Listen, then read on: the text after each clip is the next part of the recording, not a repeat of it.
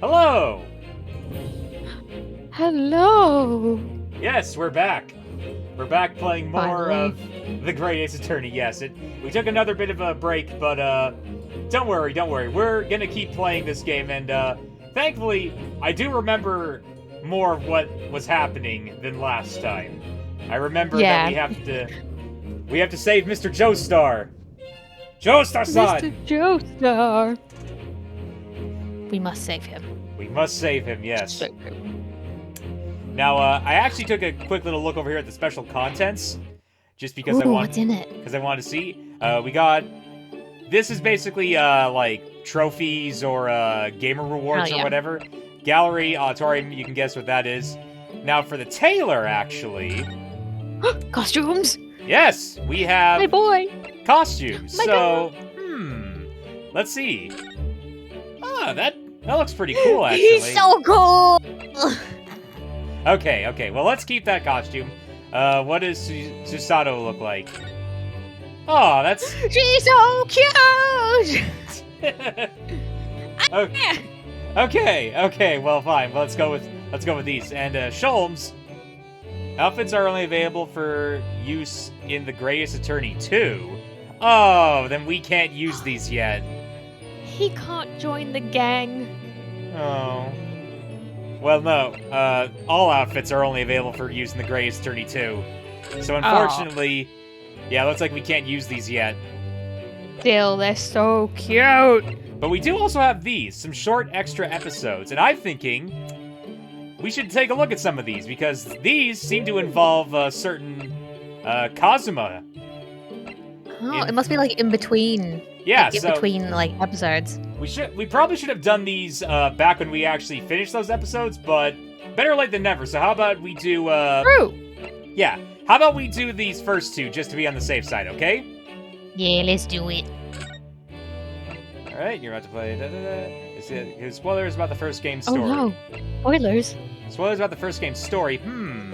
Actually, maybe we should wait until we finish the first game then, just to be on the safe side. Oh, yeah, maybe they might reference something that happens later on because someone knows something, but it hasn't been revealed yet. Yeah, and the thing is, I don't know, like, when these were put into the game. These might have been, like, only available if you beat the first game, or if you played the second game, I don't know. So yeah, I think we'll just skip those for now.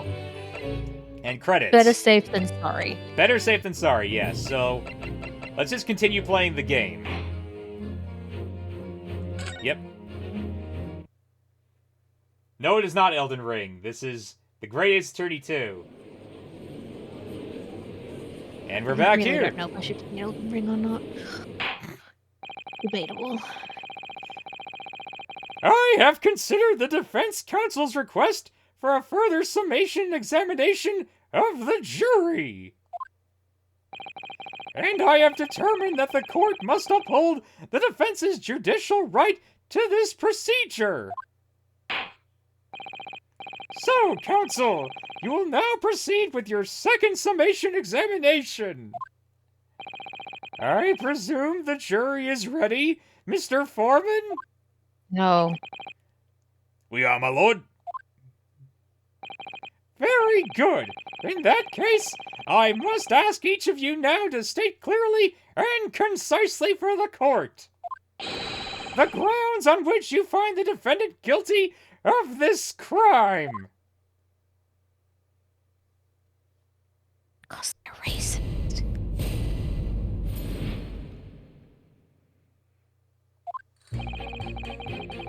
The accused left behind evidence at the scene, didn't he? Those 3 books of his. If there was some novel alternative explanation about how the victim was stabbed, I might reconsider. Even if the woman was throwing books, it can't be related to this crime if the window was closed. Can it? dearie me, it was only a little book. Hardly life-threatening, even with a direct hit. Look, I just want to get this over with. If I don't bring home some pay tonight, I'll be in a tiny bit of trouble.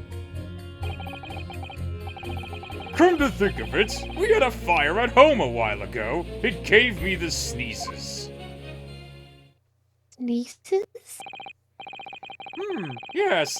Considerably more tangible arguments from all members of the jury this time around, it seems. What about the guy who just talked about... Never mind.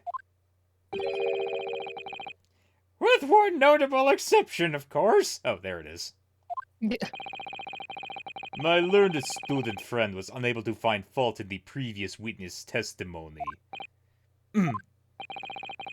So the court must accept the fact that it was indeed the accused seen fleeing from the scene. And moreover,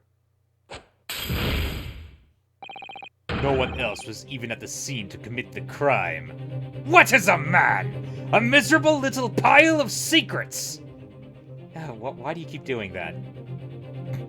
He's so angry. He's got issues. Well, if the eyewitnesses are correct, it would seem as if the conclusion is somewhat set in stone. I fail to see how it can be argued any other way. That means, I'm afraid, that during this...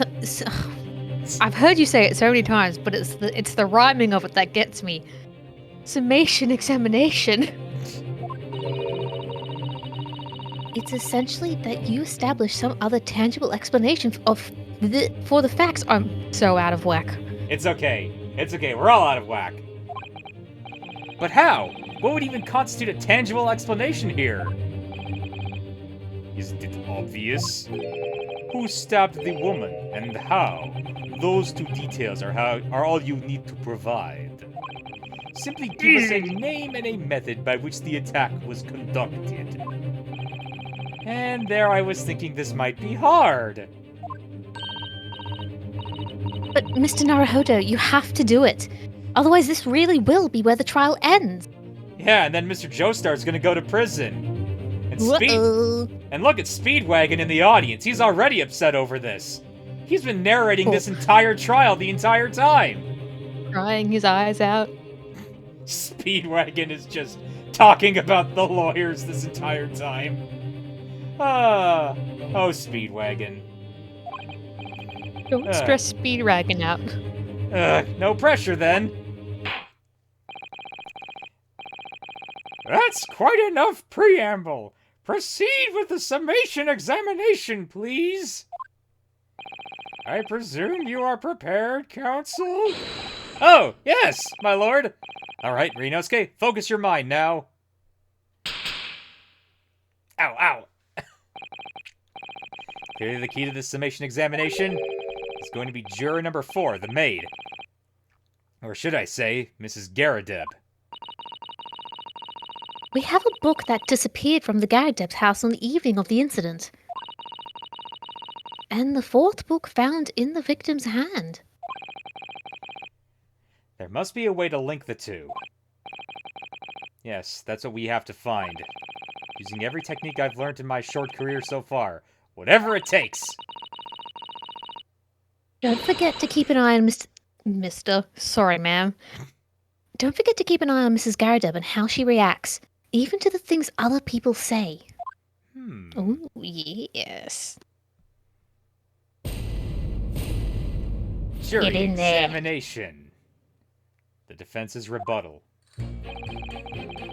Yeah, we already saw this. Let me see here.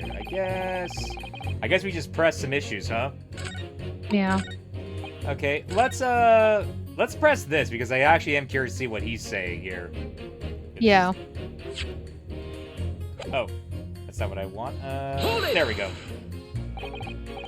Does that have anything to do with your decision about the defendant's culpability in the case? Sorry, what was that? You'll have to speak up, lad. Could you tell us more about that fire? It was last winter. My grandchildren baked me a lovely cake on my birthday. Okay, no reaction. It had 75 candles on the top. It did. What a sight to behold it was. You put candles. You put candles on a cake? Was it some kind of devil worship? Oh, right, he's Japanese. They don't understand what a birthday cake is.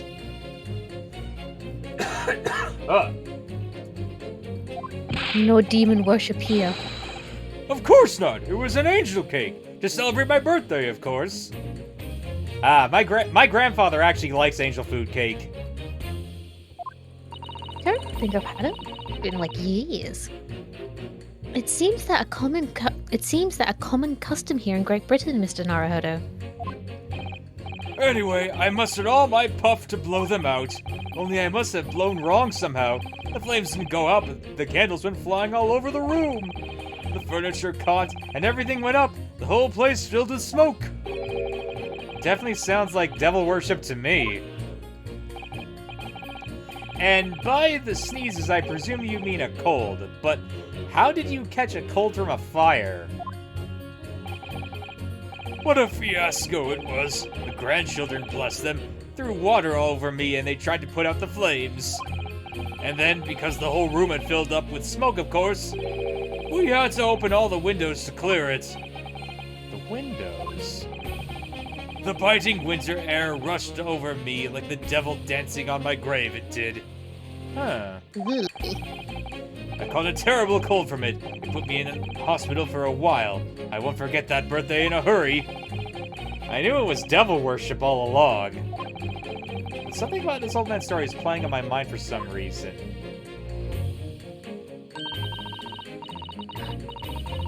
We need to demonstrate who, apart from Mr. Natsume, could have attacked the young woman on the street.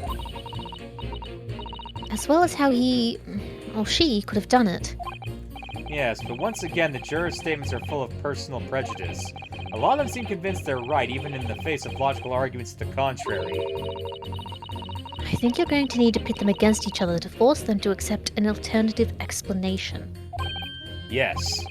I don't necessarily need to find contradictions between their assertions, just a connection might do the trick. Alright, I'll see what I can do. If anything stands out, I'll go in for a strike. That's the spirit.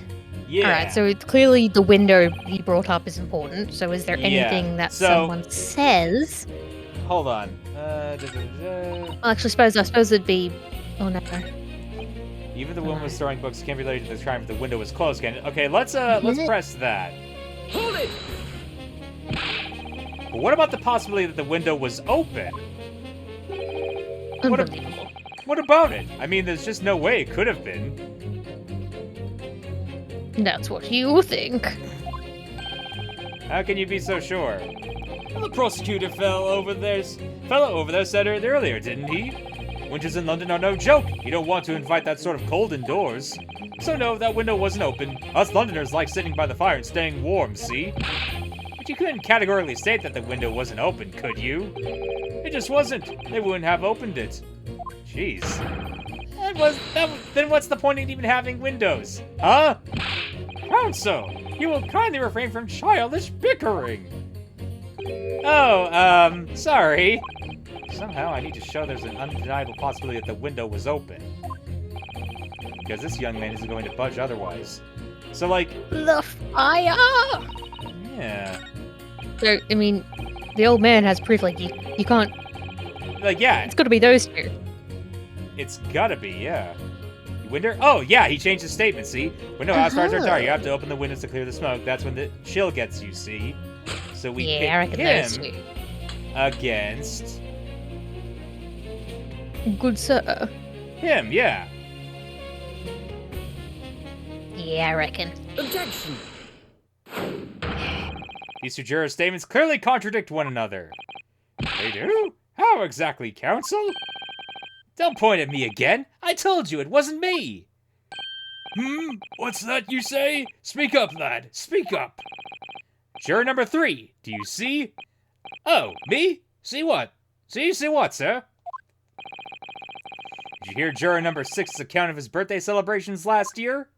It seems, despite being a Londoner, he once opened his windows in the middle of winter. Well, yes, of course, because it was an emergency. I mean, obviously, if the room was filled with smoke from a fire, then you'd be mad not to open the... Oh, he gets it now. Oh, exactly. On the day in question, at the time of the incident, there was a fire in the Garadip household. Mr. Garadip had the following to say about it. The whole place filled with smoke. Oh, my hat! Oh, wait a minute, what? A reaction. Hello? Excuse me. Excuse me. Chair number 4, do you have something to say about that? Mrs. Garadeb! Oh, dearie me! What is the meaning of this? How dare you imply that I'm hiding who I really am? It's imperative that you confirm something for the court. So please, it's time to drop the pretense now. What is it? When the fire started in your house that day, did you or your husband open the window? I beg your pardon? Are you insinuating? The room would have been thick with smoke after the carpet and bookcase caught fire as they did. In a situation like that, it's inconceivable that you wouldn't have opened the window.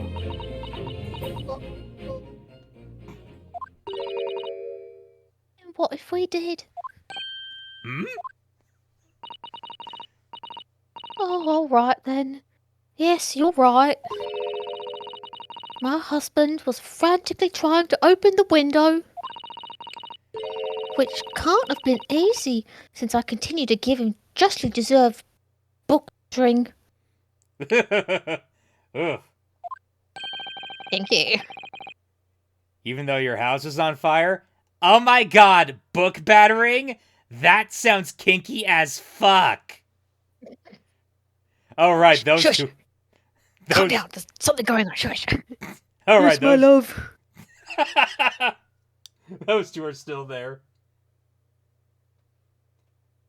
The guy holding to her right is holding his hat. Perhaps it might fly away. Oh, you never stop throwing and...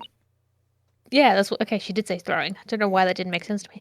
Oh, you never stop throwing until the anger subsides. It would be terribly bad for the nerves to do otherwise. Of course! I should have realized. Sounds like excuses. That's a significant step forward, Mr. Naruhodo. You've managed to establish that the window is open. We simply must have that added to Mrs. Garadeb's formal statement. Okay, what's she saying now? At the time, I'd clearly forgotten, but it's true. The window Okay. could have been open when the woman was throwing books. I mean, it's definitely a possibility. Okay, is this does this fit anything? It seemed to need those 3 books of his. What Okay, does, well, I guess we'll just press her because she seems... Yeah, she changed her statement, so let's see what she has to say now. Yeah. The 4th book found at the scene of the crime shows very obvious signs of fire damage. And the title of the book is The Lion's Pride. The same title, in fact, as the book that Mr. Garadeb told us that he had been reading. Well, I really couldn't say. On the day in question, did you or did you not throw at your husband the copy of The Lion's Pride that he had been reading? Oh, I did. ... It was the first thing I could lay my hands on, so I hurled it straight at him. And now you come to mention it, yes. He was rather enjoying reading it, you're right. Why did you not reveal this information to the court from the outset? Oh, dude. Because I couldn't, you insolent little man. I didn't remember. Oh, that hurts. That hurt. Why'd you do that? My arm is kinda sore now. You're stronger than you look. At times like that, you pick up and throw whatever you can lay your hands on, as well As well you know. I really don't. I barely noticed I was throwing a book. Ooh. Much less the title of it. Hello? Wasn't he saying his wife was going to beat him? Huh. What is it, juror? What is it, juror number 5? You know something? I've remembered what it was. That memory I'd blocked out. Sorry. Oh my. It was listening to what this granny was saying. Brought it all flooding back. Wow, granny. Dude, she's not that old. That's so rude. Ow. There it is. Who were you calling a granny, you cheeky devil? I'm Mrs. Garradebs, or the maid. I'm Mrs. Garradeb. Yeah, I'm Mrs. Garradeb, or the maid. Y'all have you know? The man doesn't even flinch. Please tell me that's not because he's so used to being hit all the time. Oh my He did god! mention it. Everyone in this whole room is just so kinky! Ugh. Someone kick her out, please. Get them out. Bailiff, can you escort that girl from the room, please? Get her out of here. Kinky. Oh my god, get her out of here! The worst. It was about 2 weeks ago now. I just got back home after work, like. Put my hand in my pocket from the wages I just earned that day, and I nearly died. There was a hole. Every last penny had dropped out. Oh dear, what a disaster. You haven't heard the half of it, boy. Oh? The wife was cutting up some chicken at the time. I could hardly get the words out before I told her straight. I've lost the day's wages, love. Next thing I knew, the blade was whistling past my ear. Stuck into the wall right next to me, it did. About an inch deep. Ooh, Jesus. No words, just terror. I could smell it then, you know. God-awful stench of the Thames. Sure, I was gonna end up face down in the muddy banks that night, I can tell you. Now, that's a real disaster, isn't it? I'll never use the word lightly again. Anyway, the point I'm trying to make is this. When a woman loses their rage, they'll throw anything at you. Knives, hatchets, hammers, you name it. Mr. Naruhodo, you mustn't think that all women are so short-tempered and unrefined. You know what, Susato? You're right. And I'm sorry for Susato takedown! Ah! Susato, why? No, I wasn't thinking that. Throwing household objects at people is... well, it's so uncivilized. At least attack with honor. Use a bow or the like. What? Attack? Who are you going to attack? Never mind. Anyway, this man's words could be rather significant, I think. Alright, we'll come back to the bow and arrow thing later, if I dare. Susato, are you going to... Never mind. A woman who Rachel threw almost anything at you, the kitchen knife really brought that home to me. Hold on a second! There was some novel alternative explanation about the victim was stabbed I might reconsider. Hey now, I have an idea. What if we pit her against him? Because if... Okay, so His the wife logic... threw a knife? Yeah, if Mrs. Garradeb threw the knife out the window, then it could have stabbed the victim in the back, and that could be the explanation. Could be. Okay, I'm going to save, just to be on the safe side.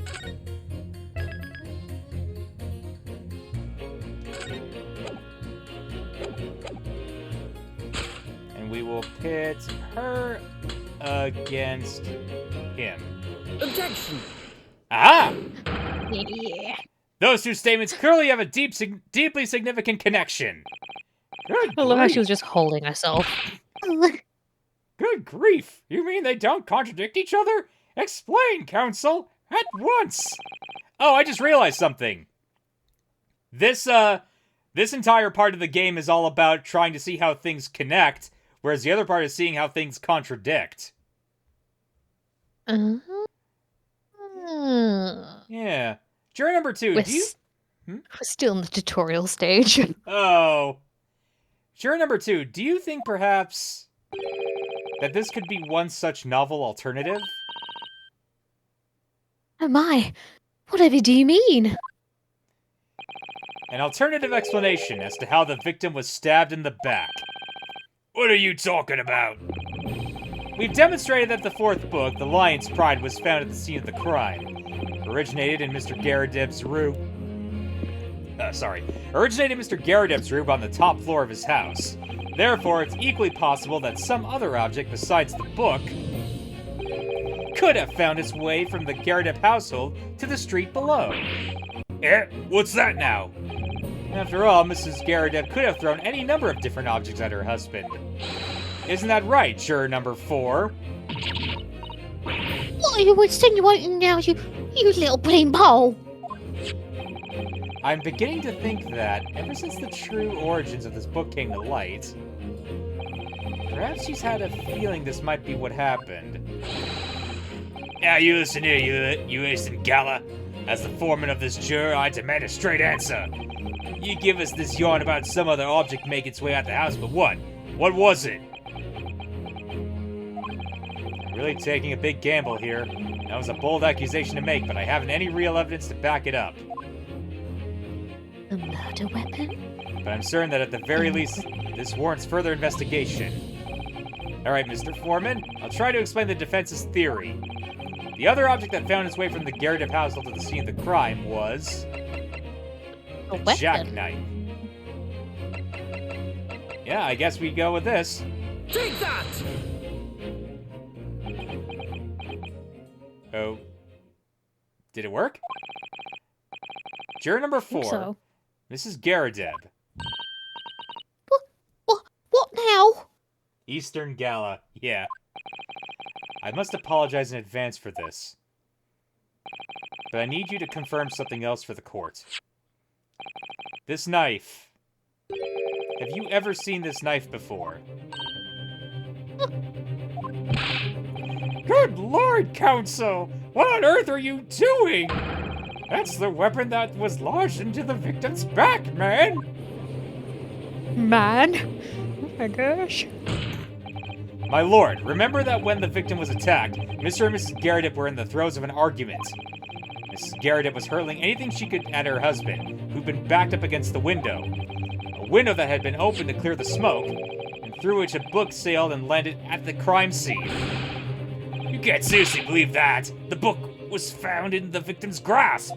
Are you saying that it flew out the window and across the street to land neatly in her hand? Even my missus hasn't gone a name like that. Yes, I admit, there are many details we don't yet understand, but that's the point. That's precisely why. You must not allow this trial to end. Not right now. Oh my. Oh! Mrs. Garadeb, your answer, please. Have you seen this knife before or not? Oh,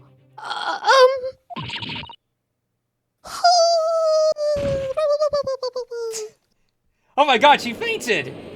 Oh my gosh, she's fucking dead. My lord, I'm assuming that's the prosecutor.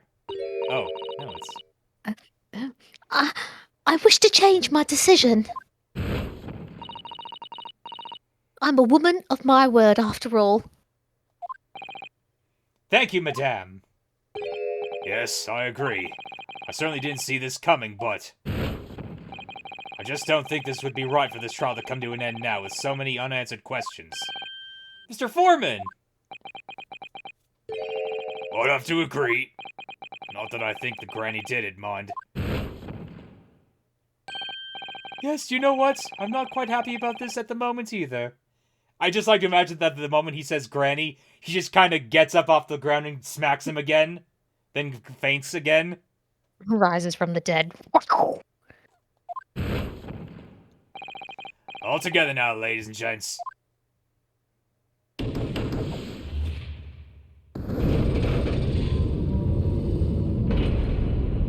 Oh yeah. We did it! Oh, congratulations, Mr. Naruhodo. So, as a result of the defense's summation examination, a number of jurors' leanings have changed.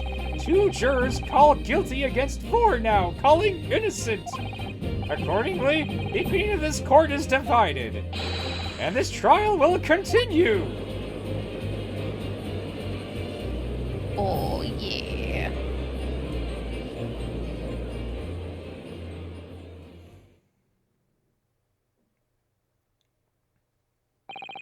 Now then, Lord Van Zeeks, how does the prosecution wish to proceed? Oh god, I don't have enough wine for this. Get blackout drunk. This trial is rapidly descending into a farce.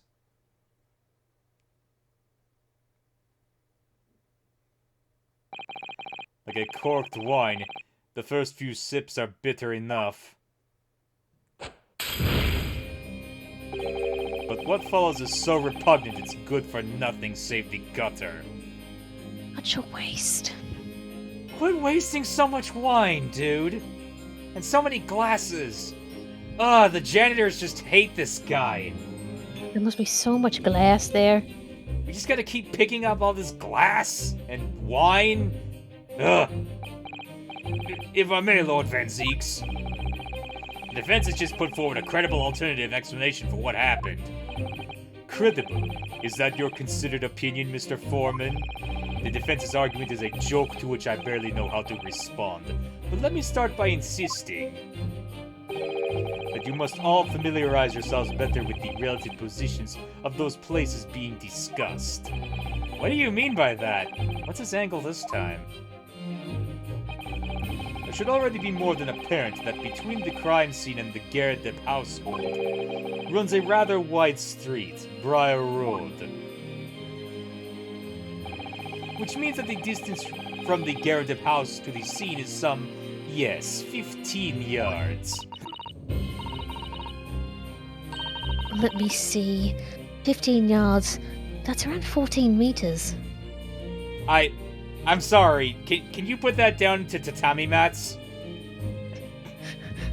Do it. 14 meters? Oh, that's a little farther than I'd imagine. And as you, ladies and gentlemen of the jury, rightly noted as having portentous significance, the 4th book was found in the victim's clutches. In other words, the smoldering book wantonly hurled by the lady of the house traveled some 15 yards to land on the opposite side of the road, neatly between the collapsed victim's fingers and thumb. Is that your final conclusion, my learned and deluded friend? And did the jackknife follow a near-identical trajectory to plunge into the middle of the victim's back? This fantasy is somewhat stretching the notion of having a bad day for the victim, I think. Even those pathetic serialized detective stories have more believable plots. Ah! There's nothing I can say to that. That prosecutor loves the sound of his own voice. Aye, that I do. Mr. Sato! Serialized detective stories are pathetic, are they? Dare he? Oh no! Now she just pulls out a freaking sword. And a stake. She's ready to fight. Maybe let's pick our battles here. No, Miss Naruhodo, I need to go Vampire Slayer on him now.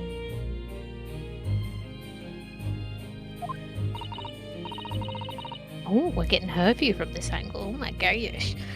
My lord, might I be allowed to speak? As judicial assistant, you may speak for the defense, yes. Go ahead. Quick question, I was going to speak anyway. The prosecution may consider the idea a fantasy.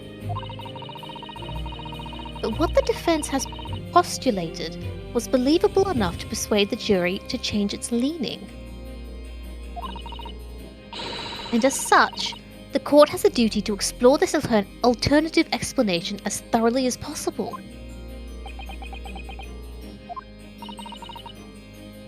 I need to yawn. Oh no! No, it's gone. Okay. To that end, Oh, don't look so sad. juror number 4, Mrs. Joan Garadeb, must be called to testify. And submit a to cross-examination. It's okay, Starts Susato. crying. It's okay, Susato. He just gently I just want to help. gently holds her. Pat, pat, Just pat, gonna go pat. instead, you know? It's okay, it's okay. Look, the cat's here. Mow. Good kitty. Mow. Mo. Mo. Saints alive! A cross-examination of a juror?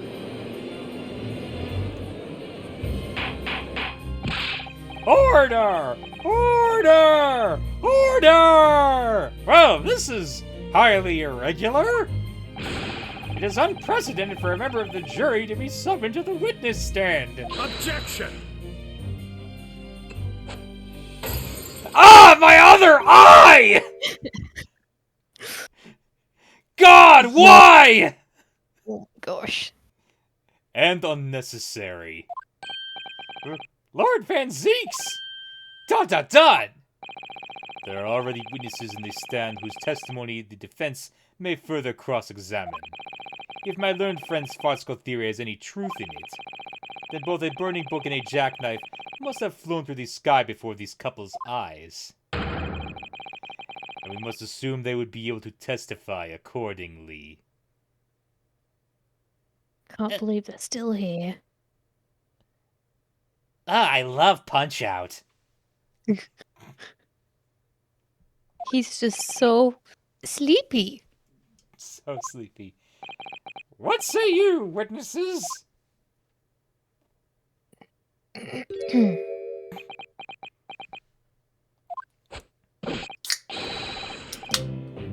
Yes, sir.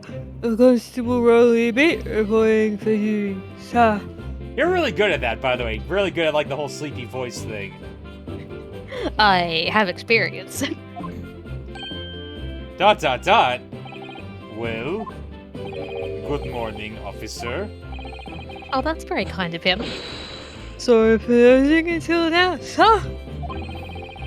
I haven't slept for a month on account of a villain who's appeared on my beat, sir.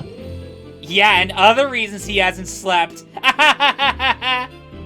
He's an animal. Ugh, why?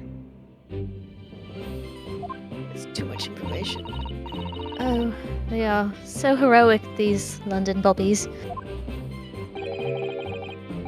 Patricia, my darling, I've been neglecting you, but no more. Just, I wish my eyes could sparkle like that. If only. Oh, Rowley, my hero. You make me swoon. Very well. I hereby reject the defense's request Oh, and order the witnesses in the stand to testify again. State the forthwith before the court any details pertaining to the defense's alternative explanation of events. Yes, sir.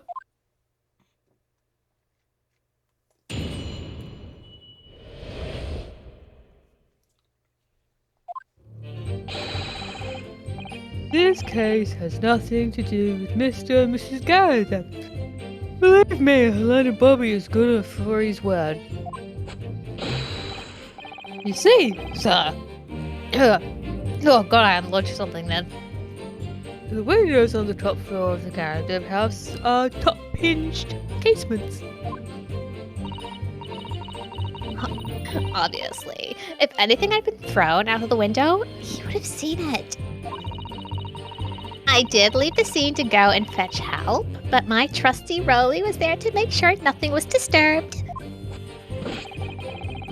I didn't take my eyes off the crime scene for one moment, sir. Nothing strange to report on that front, sir. Bitch, you were asleep. Well, this is quite startling. Top hinged casement windows? That detail was not in the police report, Constable. Oh, yes, sorry about that. I, must have been a little drowsy. Oh yeah, we can definitely trust this guy's statements. You cannot excuse your sins with drowsiness every time, Constable. No, sir. Sorry, but what exactly is a top-hinged casement window? And you cannot excuse your ignorance with such trite remarks, my learned friend. Of course, sorry. I found it, Mr. Naruhodo. Cast your mind back to the windows in Mr. and Mrs. Garrideb's room. Alright, I'll try. So the window opens in order to allow air to circulate inside the house.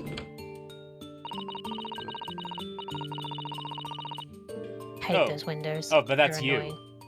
That's Oh, you. it is me. Yeah. Oh. But as it's a top-hinged casement window, it swings open along the upper edge, you see. I'm glad you've rectified your ignorance. A casement window's most prominent feature is its stay, a metal bar which prevents the window from being opened beyond a certain amount. It prevents it opening? This is all news to me. Absolutely correct, sir. In other words, if a book or a knife were to have been thrown through the open window, it would have clattered against the pane and fallen straight down to the pavement below. No! You see the problem then? Good. Your education in the windows is complete. There was never any possibility of either the book or the knife traveling 15 yards over the road. That is, unless the window pane had been shattered, something we've discounted already. That can't be! Did you see that, Rolly? That young That young Japanese man just collapsed in agony. God, so hot! What is wrong with you? Everything. Oh yes, my darling, I saw it. I saw how he crumbled before me. Rolly, you're so strong. How is this happening? I haven't even started the cross-examination yet, and already my argument's been destroyed. Counsel, if you could drag yourself upright again, the court awaits your cross-examination. My lord... Oh, good, another desperate situation.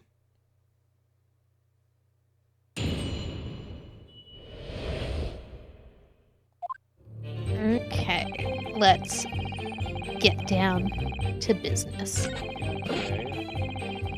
Let's see here. I guess we should Let's press.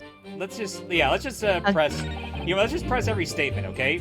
Yeah, I was just gonna say, start from the beginning, just press. Yeah. That's how I used to play this years ago. How can you say that for certain? A very good question, sir.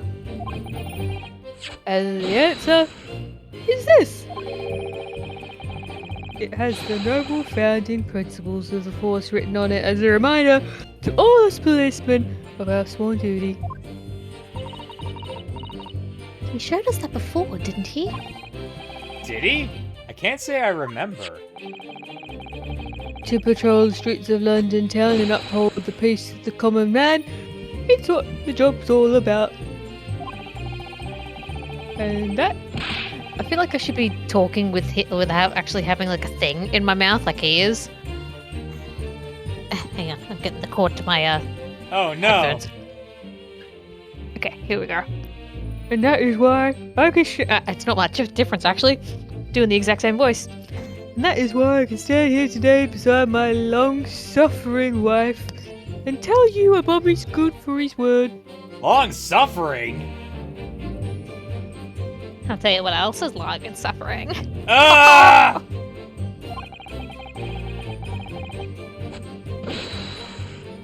I just saw the word rubbing and I immediately just... God damn it. While rubbing my tired eyes, admittedly, sir. That's not all he was rubbing! I hate these two, but I love these two. Oh, Rolly, you're so manly. Of course I am, my darling Patricia. It's nice that they're so in love. Oh, wait, I was gonna do that in his voice. Oh, Pat. Oh, Rolly. ... No, none of this is what I meant. I meant, how can you say for certain that this case has nothing to do with Mr. and Mrs. Garadeb? Oh, I see, sir. You should have said so earlier, sir. Yes, well, so could you answer the question? That was a waste of time, then. I've just noticed that he has a dent in his hat. Yeah, he does. I wish I could, get a better view of his thing, but yeah. Maybe something hit him. Maybe! Crime scene. Maybe, yeah. It's all his fault. There was a surprising reason why Mr. and Mrs. Garadeb's domestic dispute can't be related to the case. But before I get to that, sir, just one thing. Yes? I'm very much like you and all your countrymen to understand the great British institution of Scotland Yard.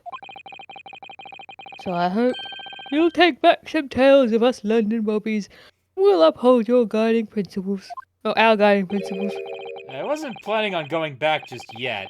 I've only just arrived here. So to that end, sir, I'd be happy to lend you my warrant card for your perusal. But I must warn you, you won't be able to get through it without shedding a few tears. Thank you, I'll try. Not so good. Okay, so that was actually pretty useful. Because now we Let's have have this. a look. Yes, let's have a look. Let's take a peek.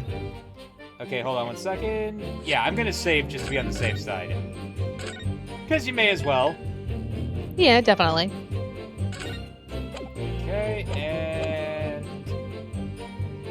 Right, so let's take a look at this. A policeman will strive to preserve the peace within his allotted beat. A patrolling officer is expected to walk 20 miles around his beat every day for furtherance of community relations. Ugh. Any crime fall under the jurisdiction of beat in which they are discovered. When a crime is discovered on his beat, a policeman must assist with initial investigations and help detectives. Okay, that just seems pretty, Don't see anything standing out right now. Yeah, I don't see anything either. I wish this was an actual book that we could look through, but... they can't do that with everyone, I guess. Yeah. Okay, let's press Didn't really this. shed any tears for that. No. By which you mean they don't open fully, is that correct? Yes, sir. They're just there to allow a bit of air through the house, you see. So they're restricted as how much they open. And therefore, anything thrown out the window from inside the room would simply strike the pane and fall to the street directly below. For clarity, allow me to mark the map.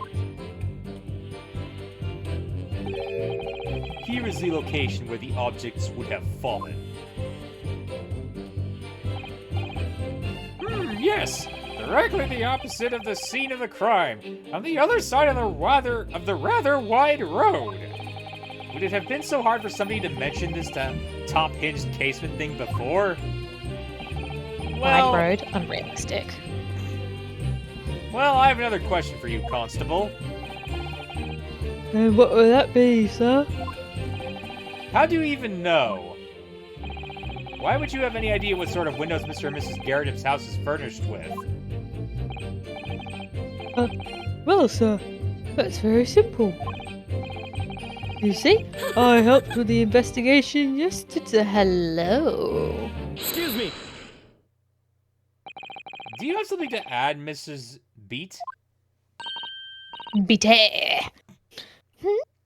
Sorry? You look, well, delighted. Is there some particular reason for that? Oh, I was just remembering, that's all. We really were so lucky. Lucky? What do you mean? Well, of course I feel terrible for the poor woman who was attacked. Don't misunderstand me, please. But, like, we were just so lucky it didn't happen on Rolly's beat. It was so close, you see. Oh, I hadn't realized. Oh, yes. That street, Briar Road, that's the boundary between Rolly's beat and the next one. Isn't that right, my love?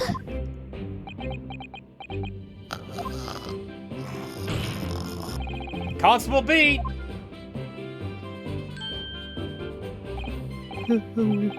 Oh, yeah, that's right.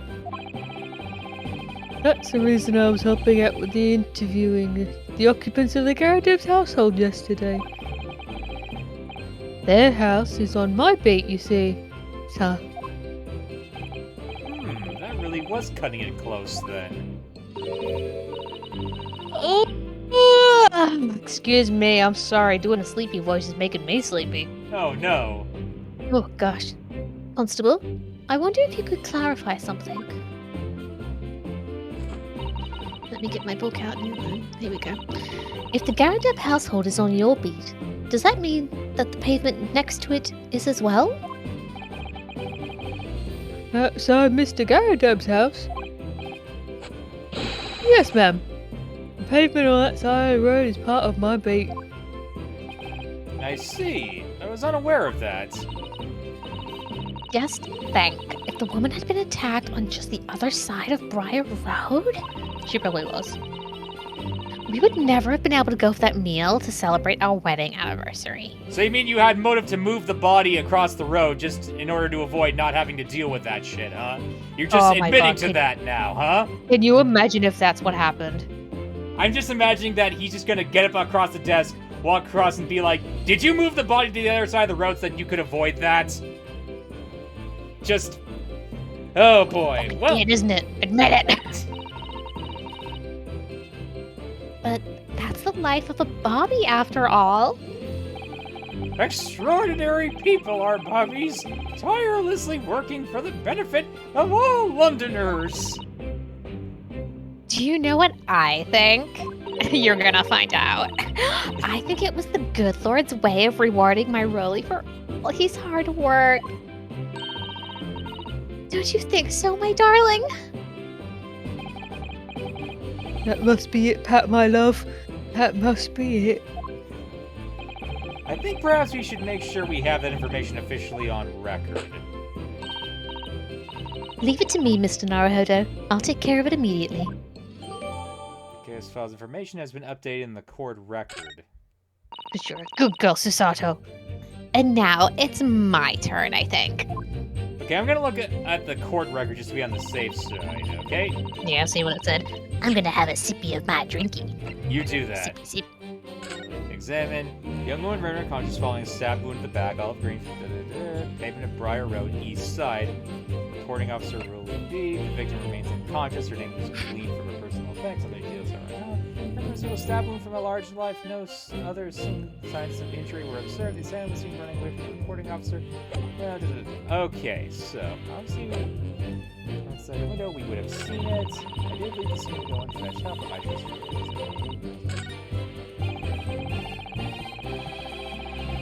Okay, I guess we just keep pressing then. Yeah, keep pressing until we find something.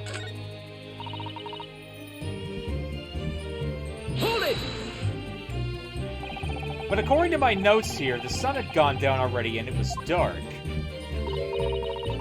Oh, but Rolly and I were strolling along, gazing at the night sky and looking for our lucky star. That's a lie. You can't see the night sky in this damn place.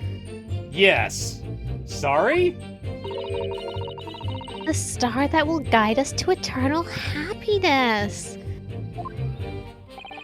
Can it guide you to answer the question? If a flaming book had cut across the sky in front of us,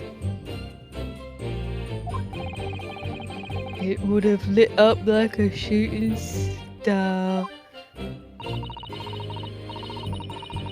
And if I'd seen a shooting star, it would have made a wish. I would have made a wish upon it. I would have wished to meet Doctor Who. Oh yeah, we made her a Doctor Who fan. And a Harry Potter fan. They don't even exist at this point in time. Wow. She's a Time Lord. Let Rolly be an inspector? I would have said 3 times at least. Of course, what with the smog and everything, we couldn't actually see any stuff. It wasn't smoke, it was fire smoke. Yeah, see? In short, are you trying to say that neither a book nor a knife crossed the sky before you? Yes, sir. That is correct, sir. Oh wait, no, they said there was a normal fog anyway, because when he was saying he was walking down the street and he saw the woman collapse, it was foggy. Right. Yeah. Maybe it wasn't fire smoke. As sure as the night sky in London is starless, sir. Okay, that's correct. Yes. It certainly seems like they're telling the truth. And then we saw the poor woman fall to the ground, so we ran straight over to help her. Okay. Press. Hold it! Yes, you said that you went to a nearby police box to fetch another officer, is that right? That's right, yes. I found a TARDIS! Ugh! It just looked like a normal police box though, but I knew, deep down in my little Who heart, it was the TARDIS. If it had been on Rolly's beat, I would have known exactly where I was going, of course. Don't feel bad, my love. You can't be expected to know the location of every police box on every beat. So Rolly told me the way, only I sort of got a little lost on the way.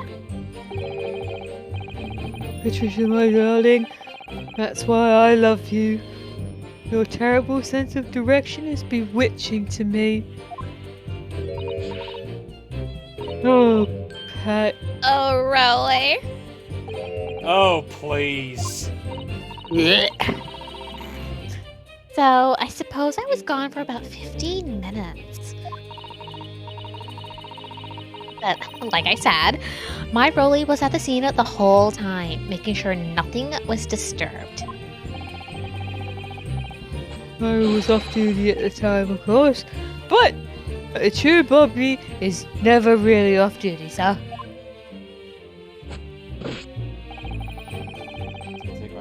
Okay, well, let's just press this then. Hold it! Yeah, might as well. Press all the things. Nothing to report. That's correct, sir. I had my eyes wide open the entire time. Never looked away for a second. No one else approached the scene, and nothing was removed from it. I can swear to that on the yard's honor, sir! Really? That seems a little strange. Beg your pardon, sir? Strange, sir? Seems altogether regular to me. This burnt copy of The Lion's Pride was originally in the Garridip household. So the question remains, how did it find its way into the hand of the victim? Can you shed any light on that, seeing as you were at the scene of the crime the entire time?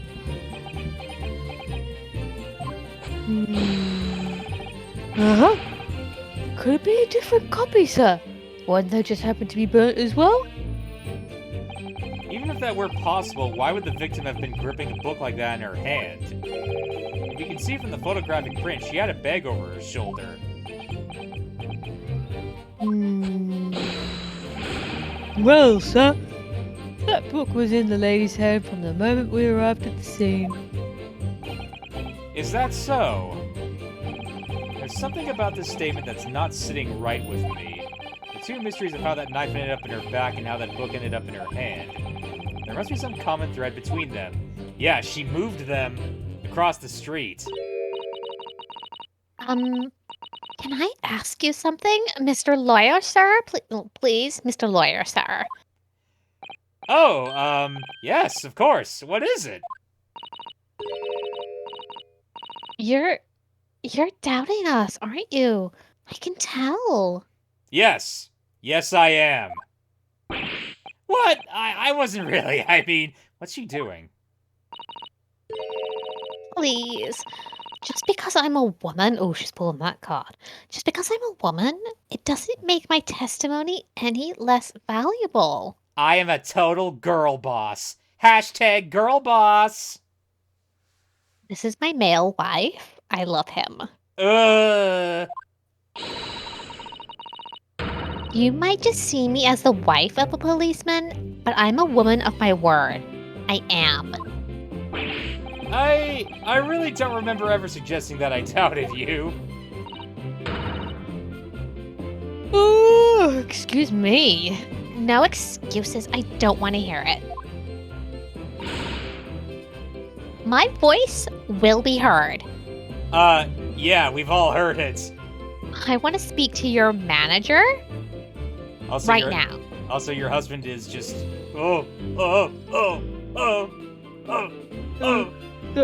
Patricia, please, darling, please, you gotta stop. My lord, you'll let me speak, won't you? Yes, just stop doing that to your poor husband. Yes, Mrs. Beat, I will allow you to supplement your testimony if you so desire. Sometimes the path of least resistance is the sage one. That was a very loud mutter. I heard that. That Japanese man thinks a policeman's wife's word counts for nothing, does he? Well, watch out, sir. I might let you get away with something like that, but my Rolly won't. Duly noted, Mrs. Beat. Please, I humbly ask you to continue.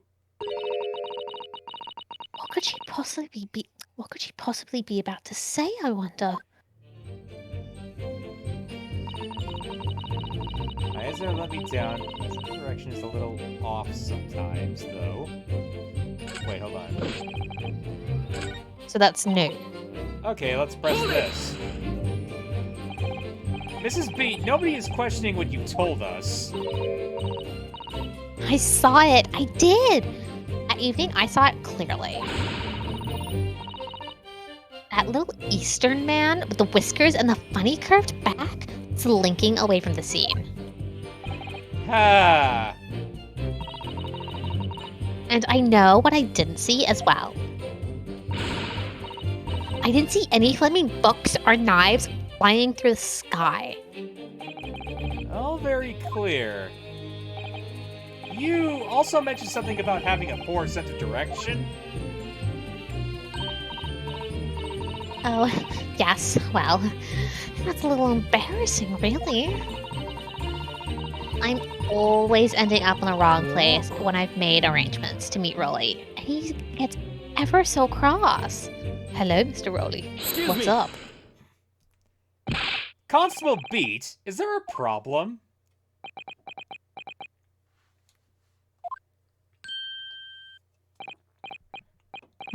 No, sir. No problem, sir. Did your wife's remark just now bring something to mind, perhaps? Well, in a way, sir. Yes, sir. These two are going to get divorced. Yeah, probably, MF, probably. You think, like, she's gonna be the angry one, but no, it's Rolly. I was just remembering that the same thing happened that evening is all. Huh? You mean Mrs. Beat lost her way on the night of the incident? Well, you see, I sent her off to find the police box in the next beat over from mine. But she was gone a fair bit longer than what I was expecting.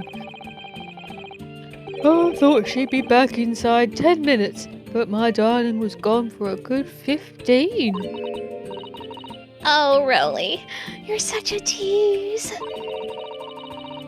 But the reason I was so long was because of the bouquet, silly.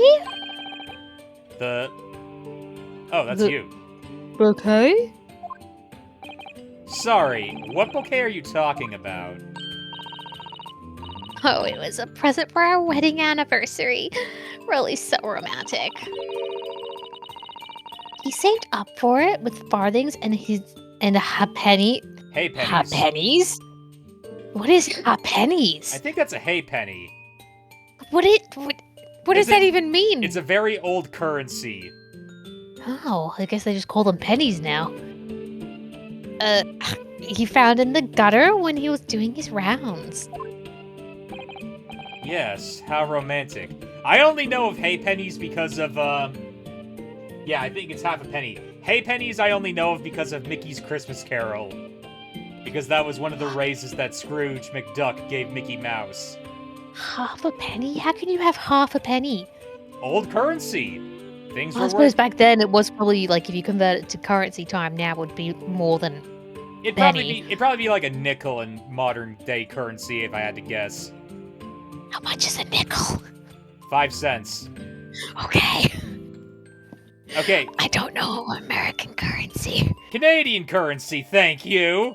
Well, I mean, I was gonna follow up. We're Canadian, but Look, same thing. Look, how it works up here is simple. We have nickels, which are 5 cents, dimes, which are 10 cents, quarters, which are 25 cents, dollars, which are, well, loonies, actually, we call them because they're a dollar coin, and then we have toonies, which are $2 coins. See, I just call them money by their numbers. You British and your pounds. It's not even that. In Australia, we did that too. Oh, We right. had 5 cents, we had 10 cents, 20 cents, 50 cents. Oh, right, you're from Australia, I forgot. Did we have a 15? No, we didn't have a 15. I told you, there's no 15. Okay, well, let's just continue, okay? Yeah, enough about currencies. I'd forgotten all about it until just now. Had you, my darling?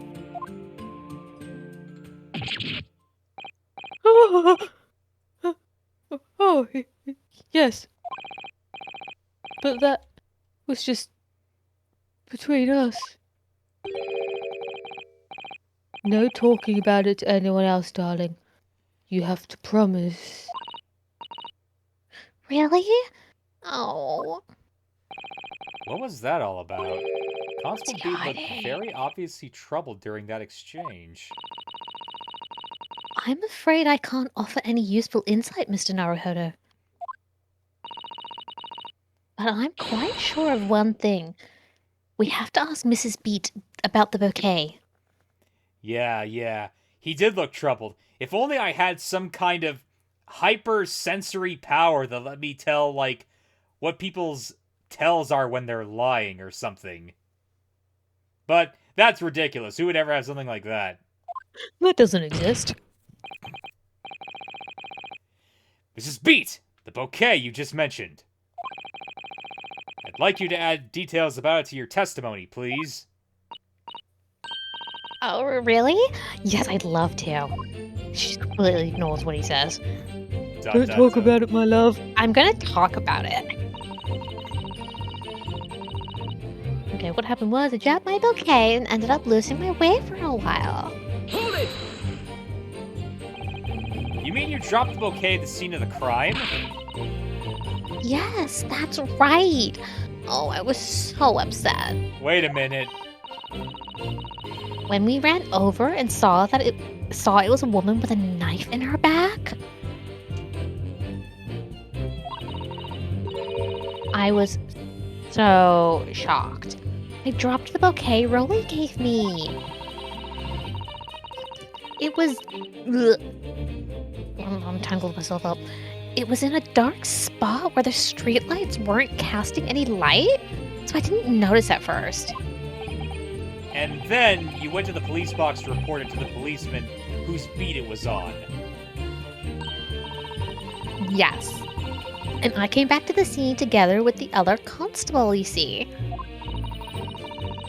That's when I spotted my bouquet again. But the funny thing was, when I went to pick it up,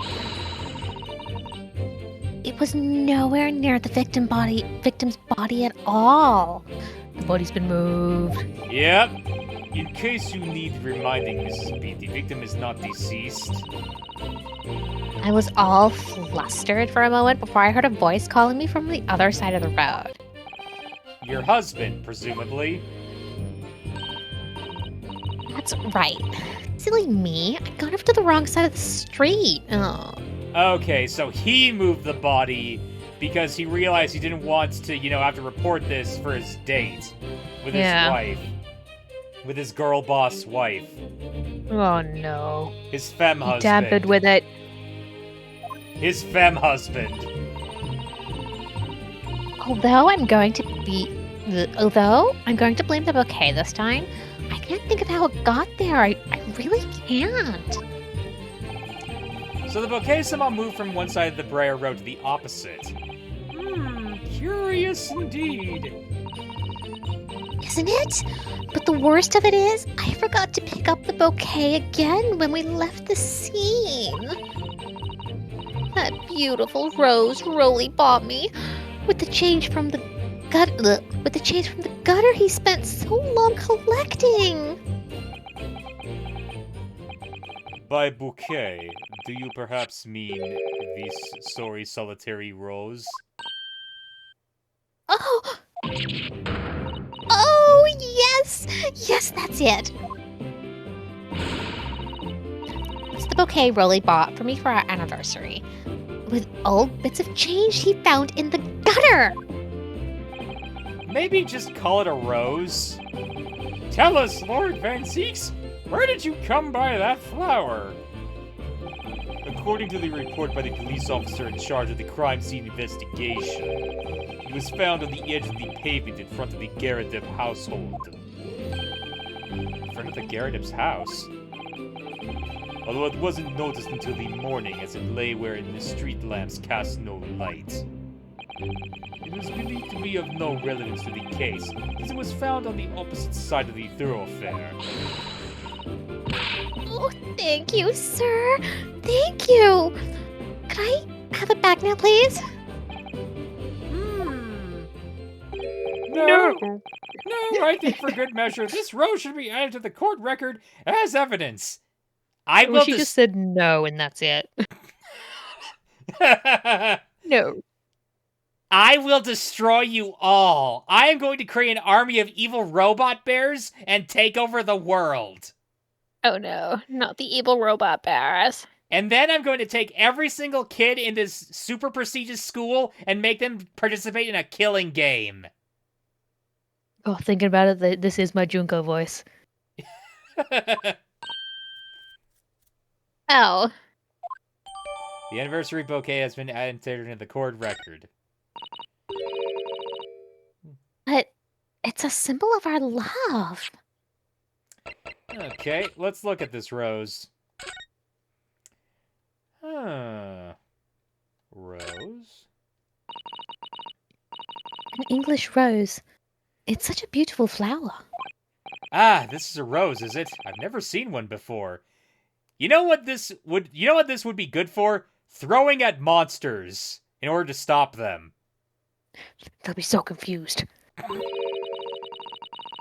Do you not take an interest in flowers, Mr. Naruhodo? I wouldn't say that exactly, but I do know the 3 types at least. Well, gosh, 3? Yeah, plum blossom, peach blossom, and cherry blossom. Perhaps you should consider branching out. Learning some that aren't fruit tree based, for example. Ha ha ha! Branching out! Ha ha ha ha! Boom. Let's see what else we got here.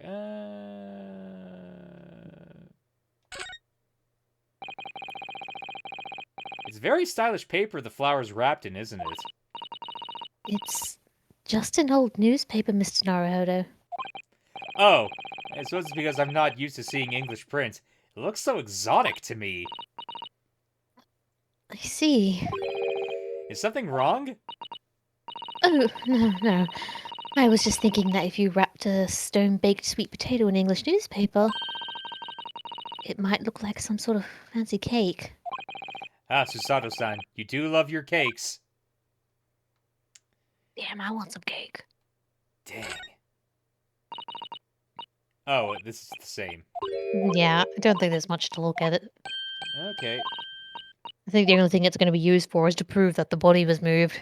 Yeah. Okay. Well.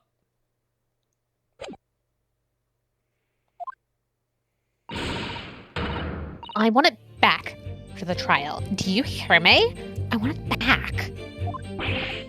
Good grief. Rest assured that I shall do my very best not to forget, Mrs. Beat. Good. I will cut you out. They don't have... Oh, wait. Oh, yeah. They don't have roses in Japan? I guess not, no. I do think that roses are actually from the Middle East, if I recall correctly. Like, they were a Middle Eastern flower, and then they got imported to Europe. But I could be wrong about that. Let me see. I got no clue. What happened was I dropped my bouquet and ended up losing my way for a while. I did leave the scene to go fetch help, but my trusty Rolly was there. Once you began to get the burn out the window, we would have seen it.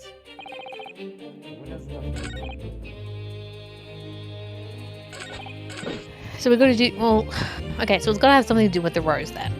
Obviously, if anything now that we have out the window, we would have seen it. Hold on, I'm gonna save because this is. Let me see here.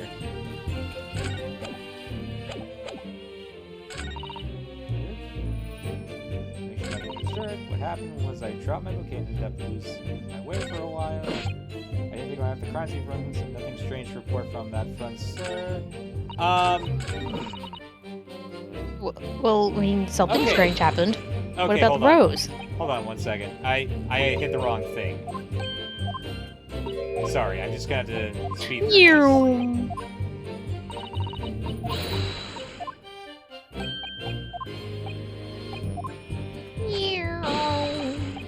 Yeah, sorry, I just have to speed through this because I made a mistake. Uh-oh. Okay, so let's see... So, do we have to present the rose here, maybe? Let's try it, I guess. No, because it wouldn't have been thrown out the window, though, would it? No. Fetch help, but my trusty Rolly was there to make sure nothing was disturbed. Hold on. Hold on. Then let's present the rose here, because something was disturbed, right? This would prove that something has to be disturbed, right? Hey, go for it. Alright. Objection! This is one of those things where it's like, I don't... No. Like, I have the idea, but Yeah. I don't know what the idea is. Yeah, no, that wasn't correct. Like, I think we have the right idea, it's just finding it. Yeah. We would have seen it. I didn't seem to go fetch help. What happened was I dropped my bouquet and ended up losing my way for a while. I didn't take my half the crime scene run, so nothing strange to report on that front, sir. So maybe try that one, because he's saying nothing strange happened. Strange? Okay, hold on. Nothing to report. Because we kind of got interrupted there at the end with her saying, doing that spiel about the rose.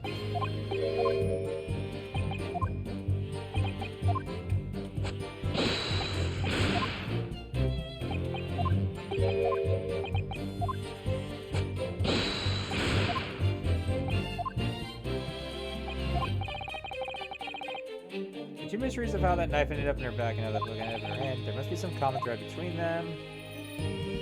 Oh, okay, here we go. That's just the end of the thing, isn't it? Well, Yeah. Mr. Naruhodo, what do you make of this? I try presenting the rose on the last one. Okay, sure. That's another thing of saying, like, what's happening. Like, something's happened.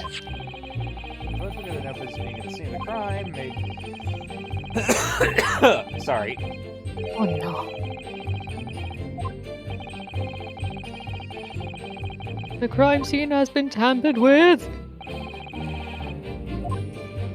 Yeah, okay. Okay, let's try the last one. And if that doesn't work, then, who knows? We might just have to, look up a guide even.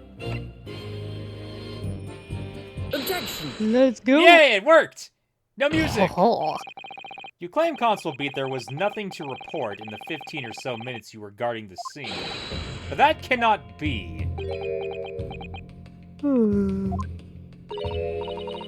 what do you mean to say?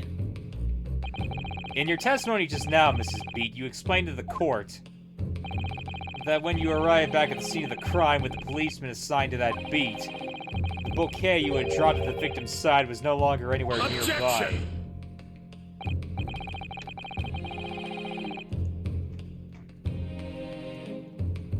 Sorry, take a sip of water. That's okay. Yes, on the opposite side of Briar Road to where the victim was attacked. But considering the size of that meager bouquet, if a single sorry blossom could be so described, no doubt it was blown in the wind across the street and back into the gutter where it belongs. Megri? Meager. Oh my god, wow. It's meager. You know what? I've never actually seen that word written out before. It's a bit Wow. It's a bit weird, yes. Well, I just made a fool of myself. But if that were the case, why did Constable Beat not testify to the fact?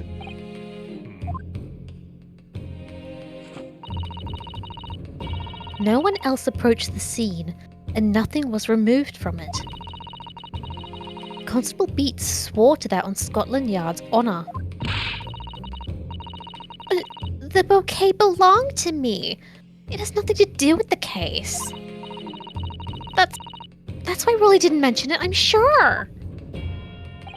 No, because sadly, it's not only your bouquet we're talking about here. More than one thing in this case is mysteriously the wrong way round. What are you talking about? Think about it. Besides Mrs. Beat's bouquet, there's Mr. Garadeb's book.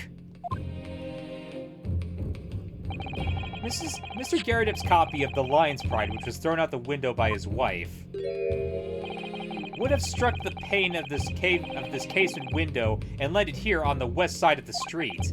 And yet, it was actually found here on the opposite side of the road in the victim's hand. Meanwhile, according to the testimony we've heard, Mrs. Beat's bouquet should have been dropped here at the scene of the crime on the east side of the street. But in fact, it was actually found here on the opposite side of the road in front of Mr. and Mrs. Garadeb's house. There's no logical explanation for those things, unless somebody deliberately moved them.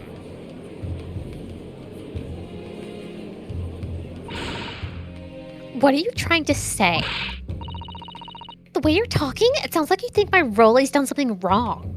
He has. Don't you listen to a word that scrawny lawyer says. Twittering on about some bouquets. Why should we care? It's nitpicking, that's what it is. Oh, good. Mrs. Garadeb's come around. You might call it nitpicking, Mrs. Garadeb, but deliberately meddling with the scene of a crime is a criminal offense. It's called, Tampering, Mr. Naruhodo.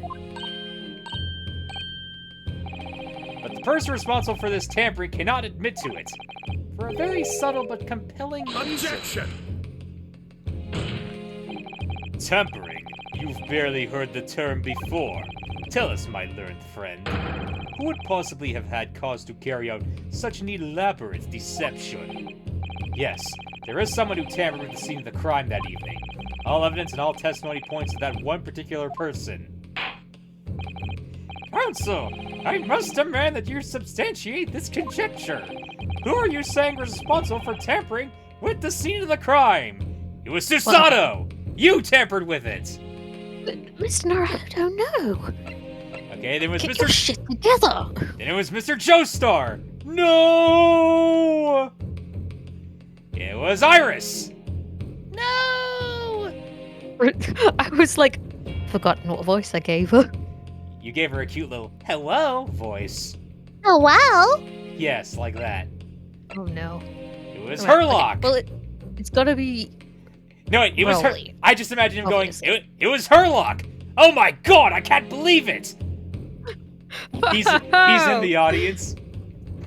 It was me. I hope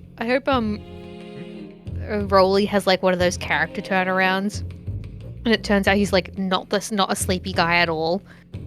That would be fun. That would be fun. Let's do this. I want a character of like having a breakdown. Obviously, there's only one person it could have been. Constable Rolly beat! It was you! What? A policeman? A member of Scotland Yard? What nonsense! Why would my Rolly do something like that?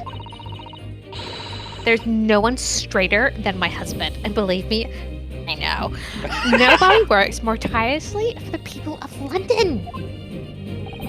Mrs. Beat, you said in your testimony that your husband asked you to go to a nearby police box to fetch the officer on duty. The 15 minutes that you were absent from the scene is the only opportunity anyone had to tamper with it. You're making it up. It's all nonsense. It's all lies. What about that Japanese man with the whiskers?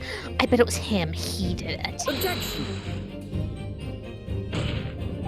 If that was true, Constable Beat would have seen him do it. Oh. And forgive me for pointing it out, but when you dropped your bouquet, Mrs. Beat, it was after the defendant had fled the scene. Well. Objection! First you make accusations about the landlord and his wife, and now you incriminate a policeman as well. But your accusations lack one very important thing. ... You claim the crime scene was tampered with. But there is only one reason anyone would commit such a reckless crime. To hide something. That's right. He's right. But my husband and I just happened to be there, that's all. So why would he have anything to hide? It doesn't make sense. You've offered no motive for this alleged tampering. And until you do, your accusations are nothing but empty threats. Constable Beat had a very good reason for wanting to tamper with the scene of the crime. That's the key to this entire affair. Mr. Naruto, have you managed to solve this mystery? Counsel, you have made a very serious accusation against a London police officer. If you are mistaken, I'm sure I need not point out that your reputation as a lawyer will be irrevocably damaged. With that stark warning in mind, sorry. You will now explain to the court the motive for this alleged tampering. You will not explain. Goodbye. Yes, my lord. Jesus, with a nod like that, he's gonna snap his neck.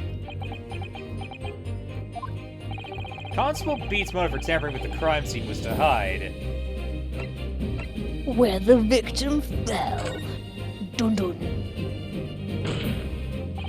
Where the victim fell to the ground. That is what this Bobby had to cover up at all costs. What? Where the victim fell?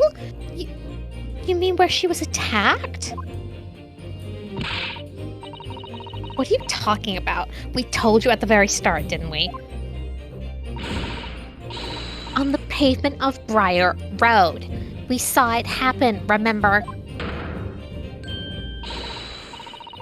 It was right here, as if anyone didn't already know. That's certainly what everybody has been led to believe. But in fact, that isn't where the victim was stabbed at all. Huh? What? I'm beginning to wonder where this tumultuous trial will end, Counsel. If that's your assertion, and this court is dying to know, my Nipponese friend, where are you proposing that the crime actually took place that evening? The left side, have you not been paying attention? Jesus Christ. But that's on the opposite side of the road. Oh, excuse me. I don't understand. On the evening in question, Mr. Garadev's book fell directly down from the open window above, and your bouquet, Mrs. Beaton, never moved at all. What did move was the scene of the crime itself. Good gracious! Oh, I love that 360 camera pan. Objection! Perhaps you haven't been listening to the ample testimony the court has heard. But these witnesses both saw the moment the attack took place. That's right. I saw it with my own eyes. It was 5 o'clock in the evening and already dark. There was the typical London fog on the ground. When you saw the incident unfold and ran to the victim's aid, that was actually on the west side of Briar Road. No! That's not true. It couldn't have been. Oh, your mic kinda peaked there for a moment. I went a bit too high peak. High patched. Constable Beat then arranged for you to be absent for a while by sending you for help.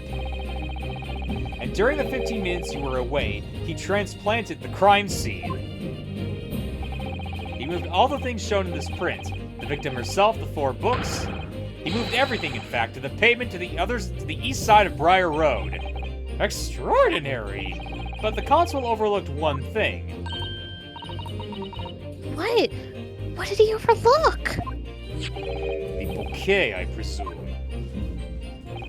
Exactly.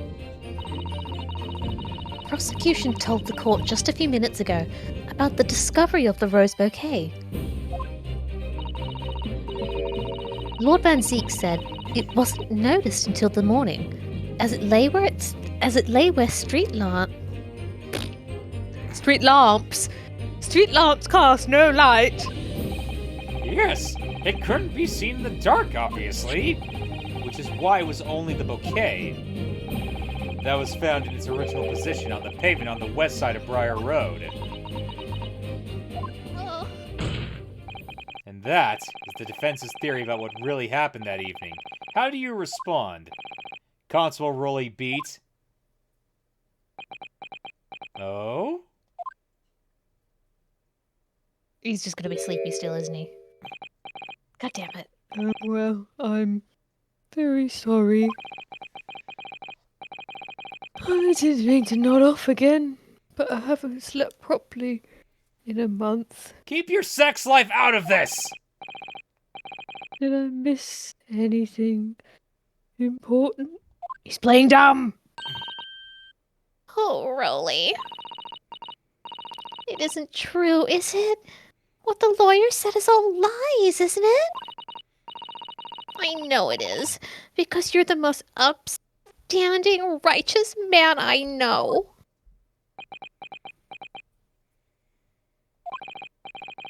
I had a dream. A terrible dream. Where my wife didn't shut the fuck up. All the things I did that night. Everything come out. Everything exposed. Dot? Dot? Only it seems it wasn't a dream at all. Good golly! Order! Order! Order! What on earth is the meaning of all of this? Rolly, why? Why would you do something like this? Moving a corpse is a criminal offense, isn't it? She's not dead. Wishing the victim dead should be one, too. Constable, explain yourself! Why would you do this? As a respected member of Scotland Yard, your duty is to protect the good people of London Town. I can't say, sir. What? I really am ever so sorry about all this.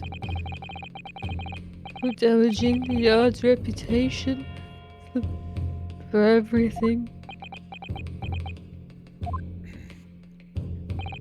I have a possible explanation. For why, on that particular evening, Constable Beat felt compelled to move the scene of the crime. I can think of one reason. What? How could you possibly know? You, a foreigner, presuming to understand the mind of a Scotland Yard policeman. I mean, dude, it's not that hard. And yet, Lord Van Zeeks, it is this foreigner who has uncovered the startling truth of the matter thus far. Ooh, I believe it burn. would be beneficial to the court to hear this extraordinary young lawyer's theory. Counsel for the defense, if you please. Yes, my lord. Now then, I think you had better show us some evidence. At once, my lord. England, Japan. It makes no difference where you come from, human emotions are the same. And I think I have a fairly good idea of the feelings behind that man's actions. What gives away the motive for Constable Beat's unthinkable actions? I mean, it's this. I mean, Take that! Yeah. It was on his beat that the body was done, and if he didn't move the damn thing, he would have had to stop the date. yeah, I was just gonna say the rose goes anniversary, but it works too. Yeah. I realize that I'm a foreigner in this land, and I have only just arrived from Japan, which is why all this information about London's so-called bobbies is completely new to me. Also, we already presented the rose, so if we presented it again, that wouldn't make a lot of True. sense. No. True. I've learned that through honorable patrolling the beat is the most demanding work in the world, for example. Keeping the peace, looking after citizens on his beat in all kinds of ways. There's no doubt that the young Bobby is charged with a great deal to do each day, certainly. But for Constable Beat, the day in question was special. Special? How? On account of this bouquet, my lord. Oh, yes! It was our very first wedding anniversary! Constable Beat had worked so hard to be able to afford this simple gift for his wife, and was so looking forward to taking her out for a celebratory meal. When he and Mrs. Beat stumbled upon a crime along Briar Road. When he saw that shadowy figure through the fog collapse on the pavement ahead of them. What must have gone through the man's mind? I'm assuming this is the prosecutor. If it's not, then I'll change, okay? Maybe.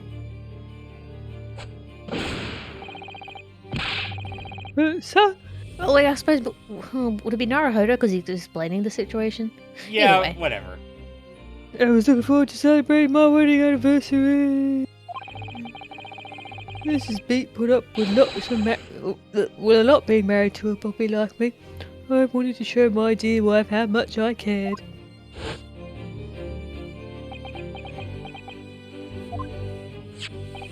This is the warrant card that Constable Beat offered to lend me earlier.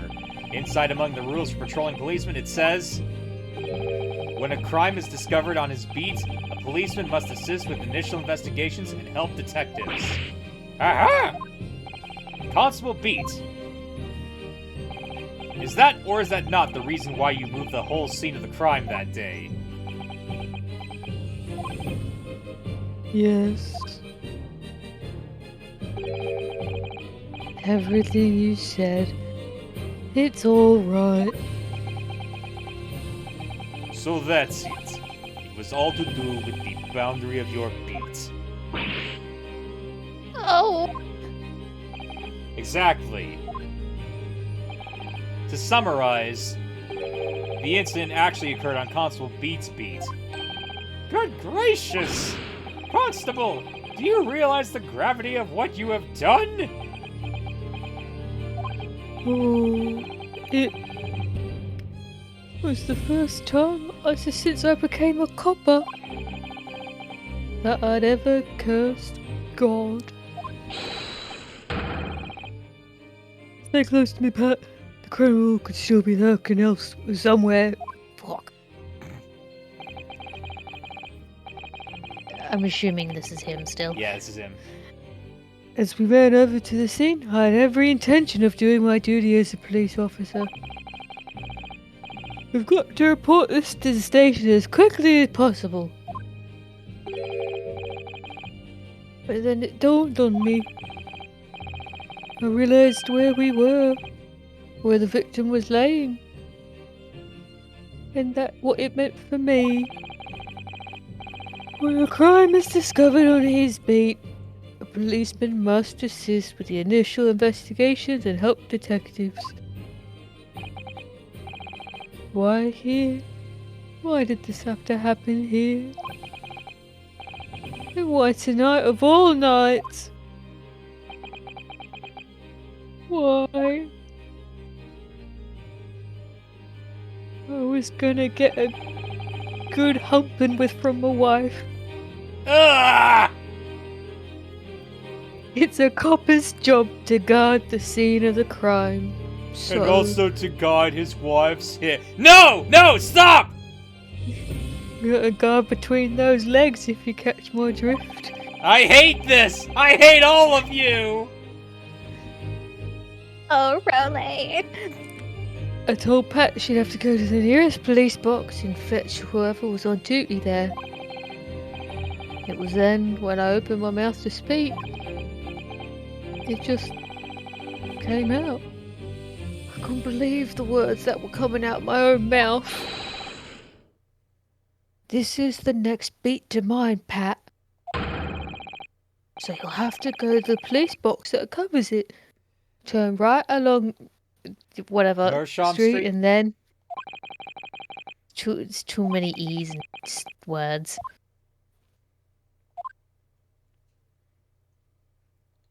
There's a thing I've learned about English streets. They never pronounced how they're written, and I hate it. Yeah. Yeah. Meanwhile, over here in Canada, it's just, oh, it's Beaver Brook. It's Blue Fox. Cool. Beaver! Yeah. Yeah, I literally, no, I'm not going to dox myself. I'm not going to dox myself. Don't do that, don't do that. No, don't do that. Oh no, he's crying! I'm...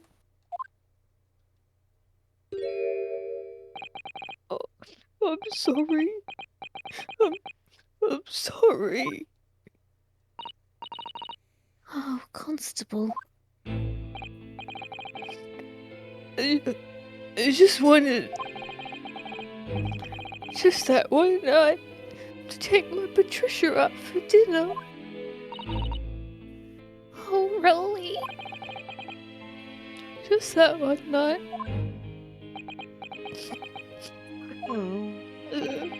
You knew that if the incident was on your beat, your evening of celebration would be ruined. And so you decided to move the entire crime scene outside your jurisdiction. Just across the street, to the east pavement of Briar Road, which falls under the neighboring beat's care. You see, I thought... Well, I was sure the victim was dead, you see. I beg your pardon? Oh, of course he did. Otherwise, my Rolly would never have left the poor woman on the freezing cold pavement. Ah, I see your meaning now. But God got me back from my sins, didn't he? That's why I missed the rose I bought for Pat. Oh no, Rolly. That was all my fault. I should never have dropped it in such a dark place. I'm so sorry, Rolly.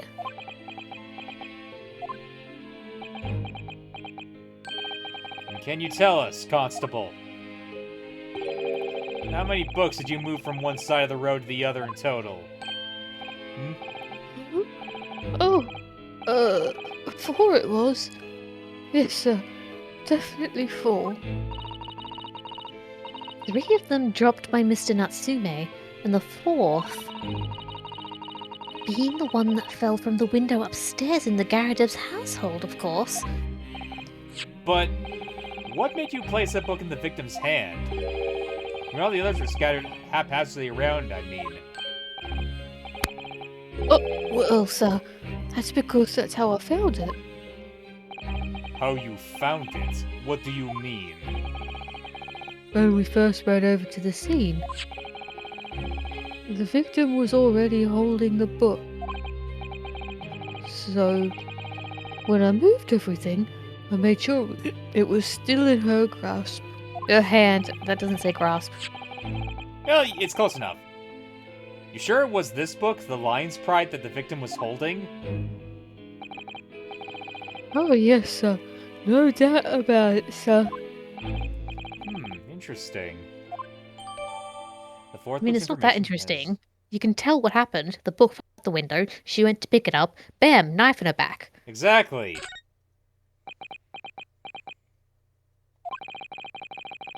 I thought it was an open and shut case at the time, you see. There were only 2 people at the scene. Me, and Pat and me both saw it happen. However, which way you looked at it, it had to be the fellow who ran off who done it, I thought. I couldn't see the harm, really. I didn't think moving it all over the road would make a jot of difference. Suppose this is it for me now. I've had it. My lord... Yes, Lord Van Zeeks? I believe that concludes the cross-examination of these witnesses. ... Constable, you may withdraw. Yes, sir. Mr. Prosecutor? Sir? What will become of my Rolly? What will happen to him? Well, honestly, nothing really bad ever happens to police officers. But then again, I hate you so much that I think I'm just going to fire him right now. Oh dear. For now, you are free to go home. The police will contact you in due course. Please, don't punish my husband. This was all my fault. It's because I'm always moaning, if you know what I mean, at him for coming home late. I hate this! And when I say coming home, I mean I hate all of this!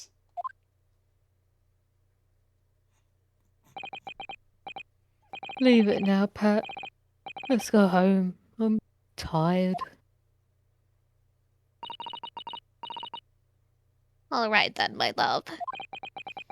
One last thing, Constable. Sir?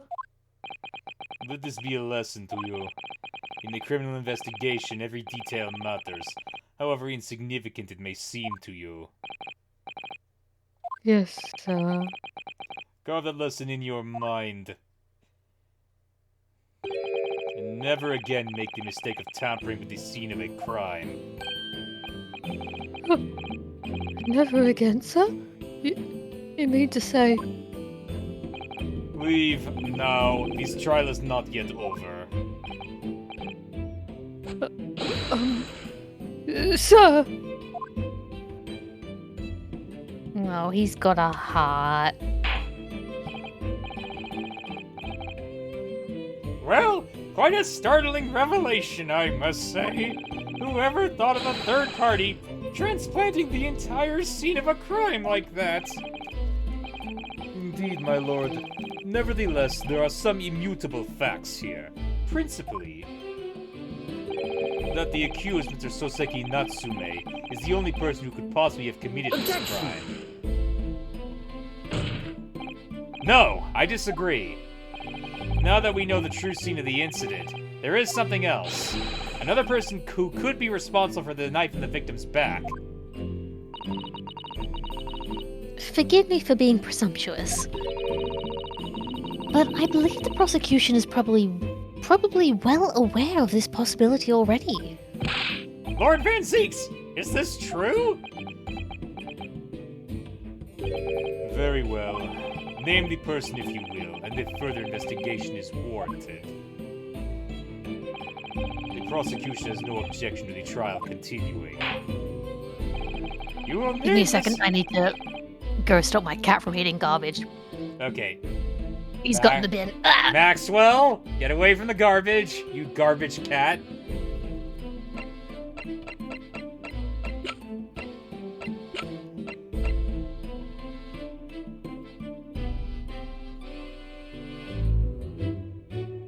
So, it has to be Mrs. Garadeb, right?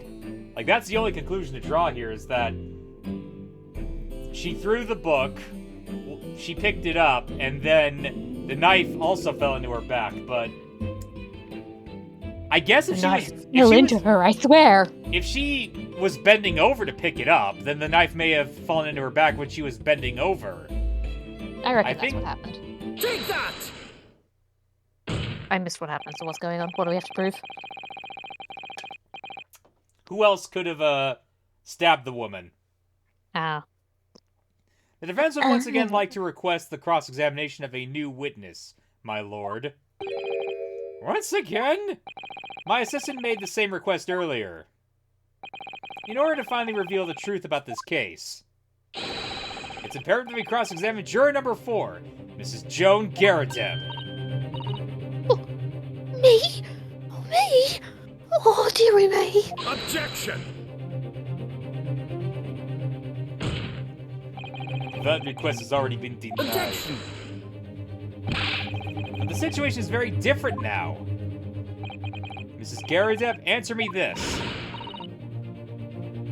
What do you want now, you little toad? Toad! At the time of the incident, you were engaged in a violent argument with your husband, Mr. John Garadeb. In the course of this argument, a minor house fire was ignited, and to clear the smoke from the room, your husband opened a window that looked over the Briar Road. Well, what of it? You threw this book at your husband when he was cornered with his back against the window.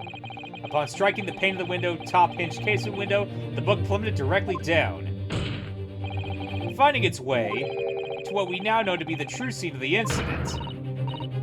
Yes, and as I said, what of it? During the argument, you were beside yourself with rage. As such, you threw not just books, but anything you could lay your hands on. So, let me ask you one more time, Mrs. Garadeb. This knife, the one removed from the victim's back. Have you really never laid eyes on it before?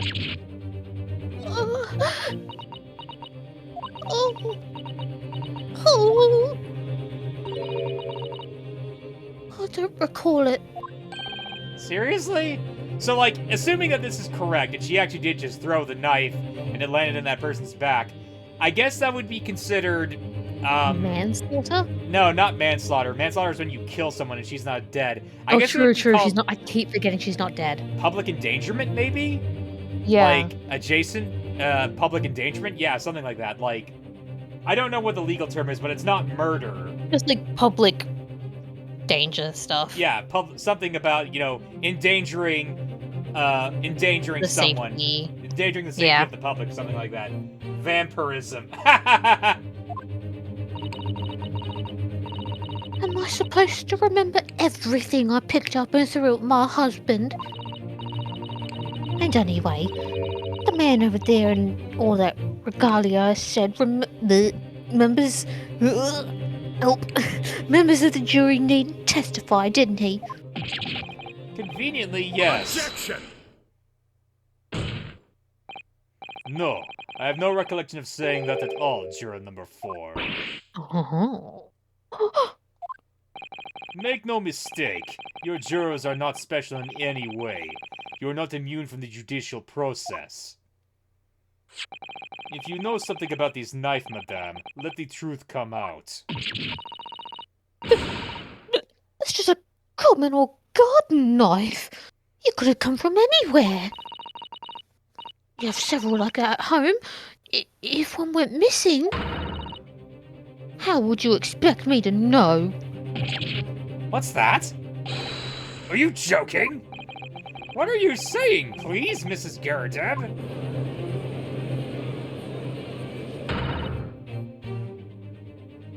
Now you listen to Who's me. saying that? Who's saying that?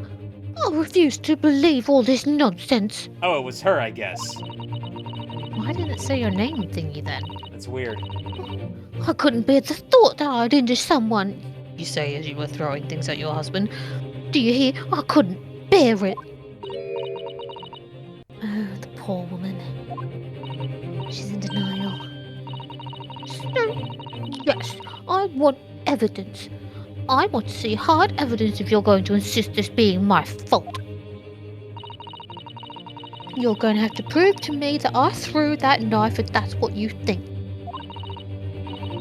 Come along now, chop chop, do your worst. Well, Well, Mr. Naruhodo? if I had evidence like that, believe me, I would have thrown it at her already. Then take the stand, juror. Oh, The prosecution does not object to the defense's request to cross-examine this woman. Thank you, Lord Van Zeeks. I like you, Van Zeeks. You just want the truth. I'm gonna have to testify. Yes, yes. I am not actually evil, I am merely your rival prosecutor for the first 3 cases, then around case 4 or 5, the actual evil one will show up that you'll have to defeat. Sounds about right. Juror number 4, as I'm sure you will appreciate, having observed it with your own eyes today.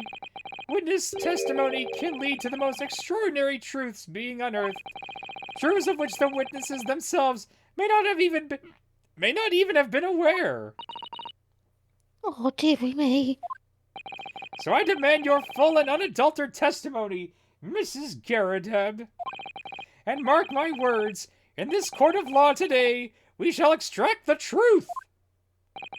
Do you concur, counsels? Certainly, my lord. Oh, that's what I'm hoping for, my lord.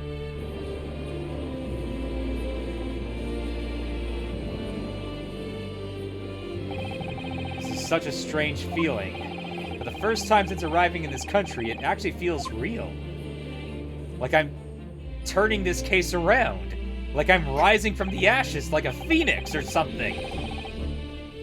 I'm here in the Old Bailey and I'm a lawyer. Screw all those other cases I did. Witness, state your name and occupation. Oh, yes. My name is Joan Garadeb. And I'm a juror. And such like.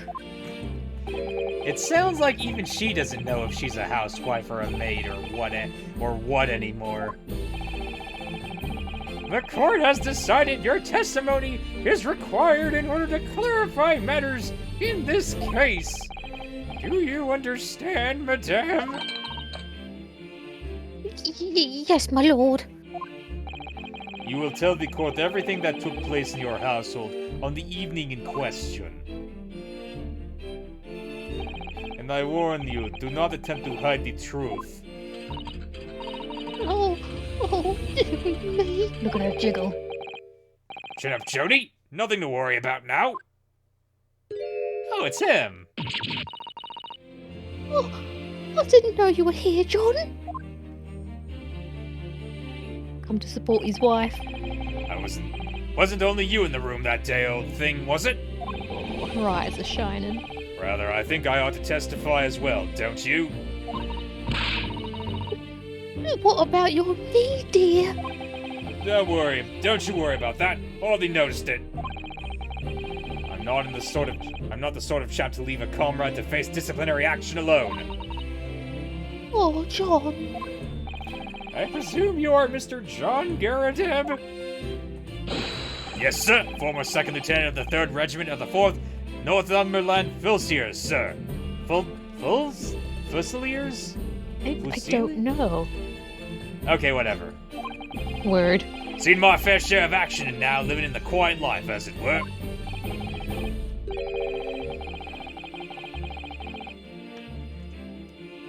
The quiet life, where you're not engaged in an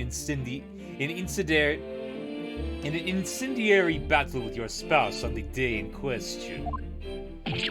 Ah, well, yes, quite.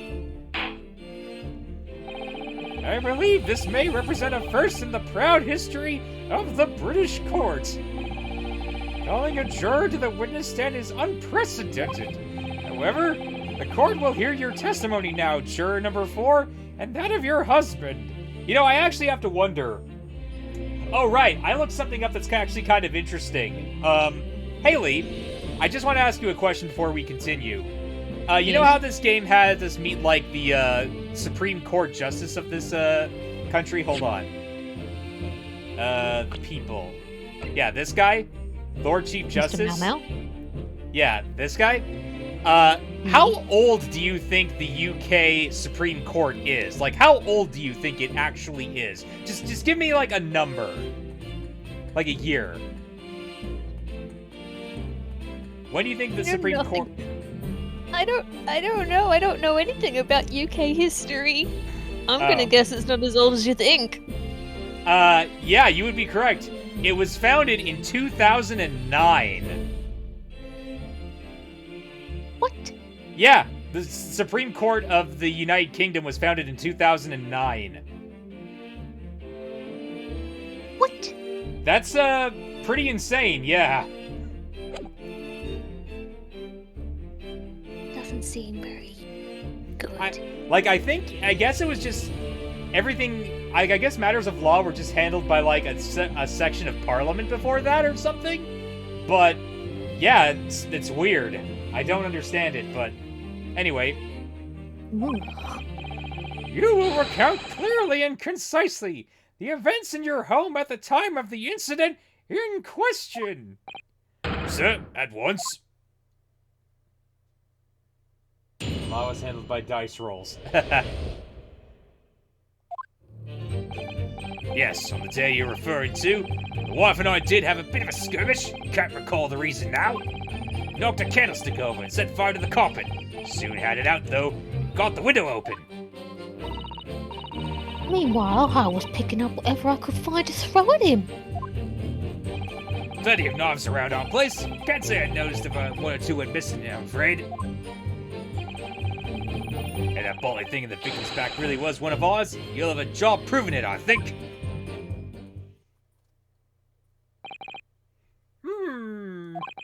It sounds as though it was quite the battlefield in your household that evening.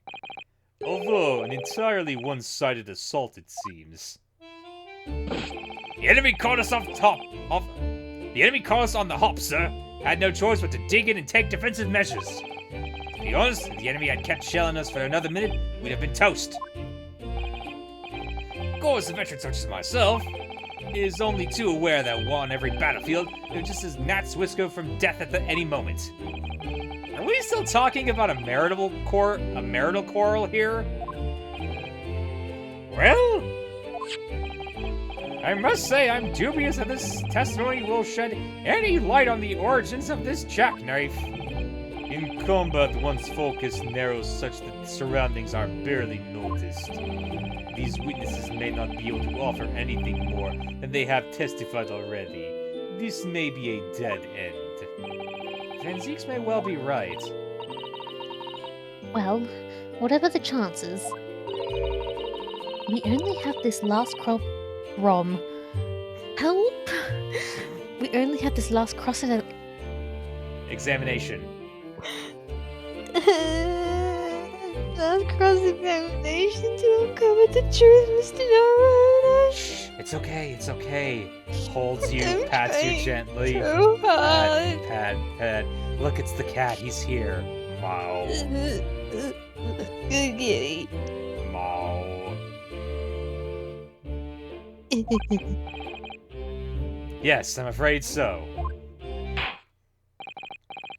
Very well, Counsel. Begin your cross-examination.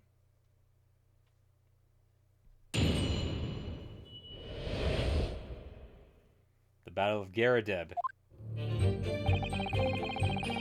referred to, did a bit of a skirmish. Do you recall the reason now? The candlestick.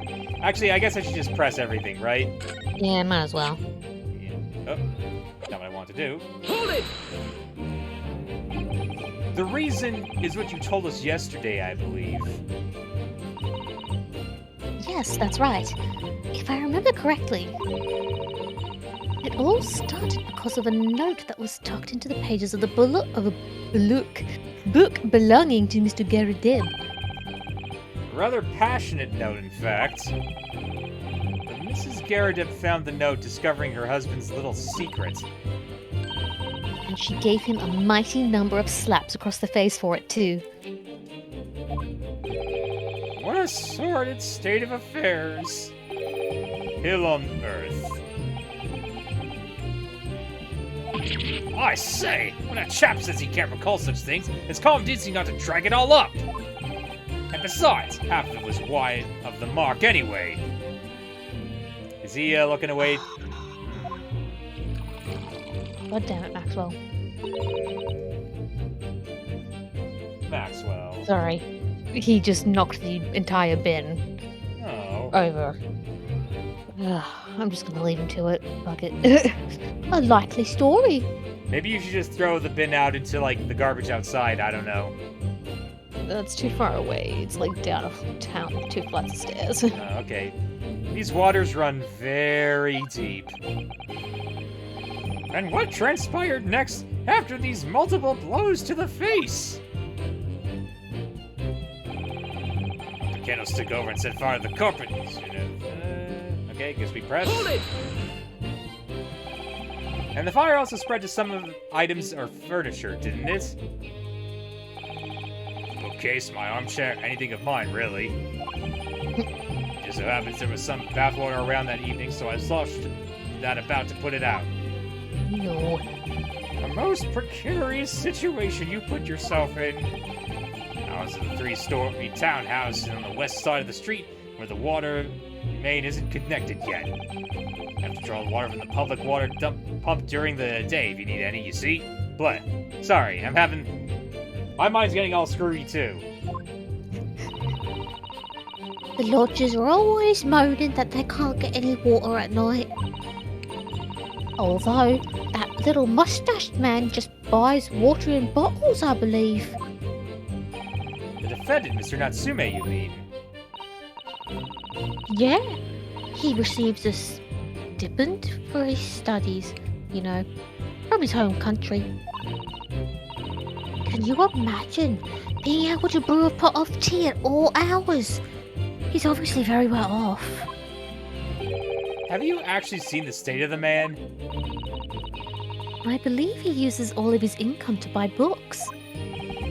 Well, anyway, the point is, I was able to douse the fire with water, fortunately enough.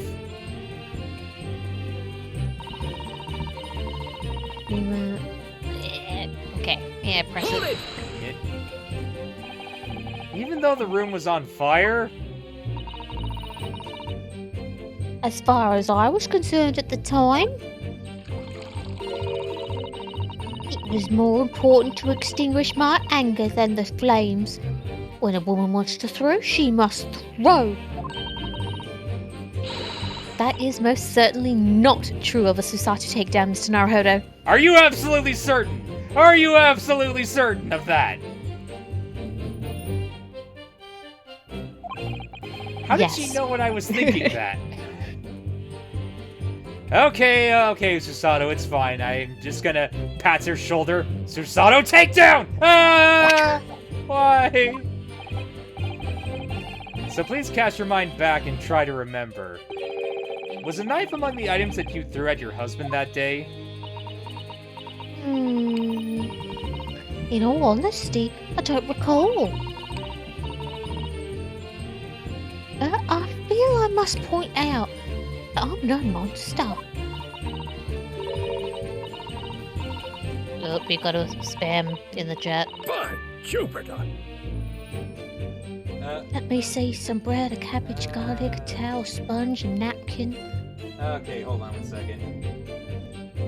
Get out of here, spam. Delete. Yeah, I don't know if I can ban people yet, but if he posts again, I'll see what I can do. Anyway, let's see what this guy's thinking. Excuse me! Excuse me. Do you have something to add, sir? Mr. Garadeb? Don't shoot! Sorry, I beg your pardon? Did your wife's remarks now just bring something to mind? Nothing of any significance, no.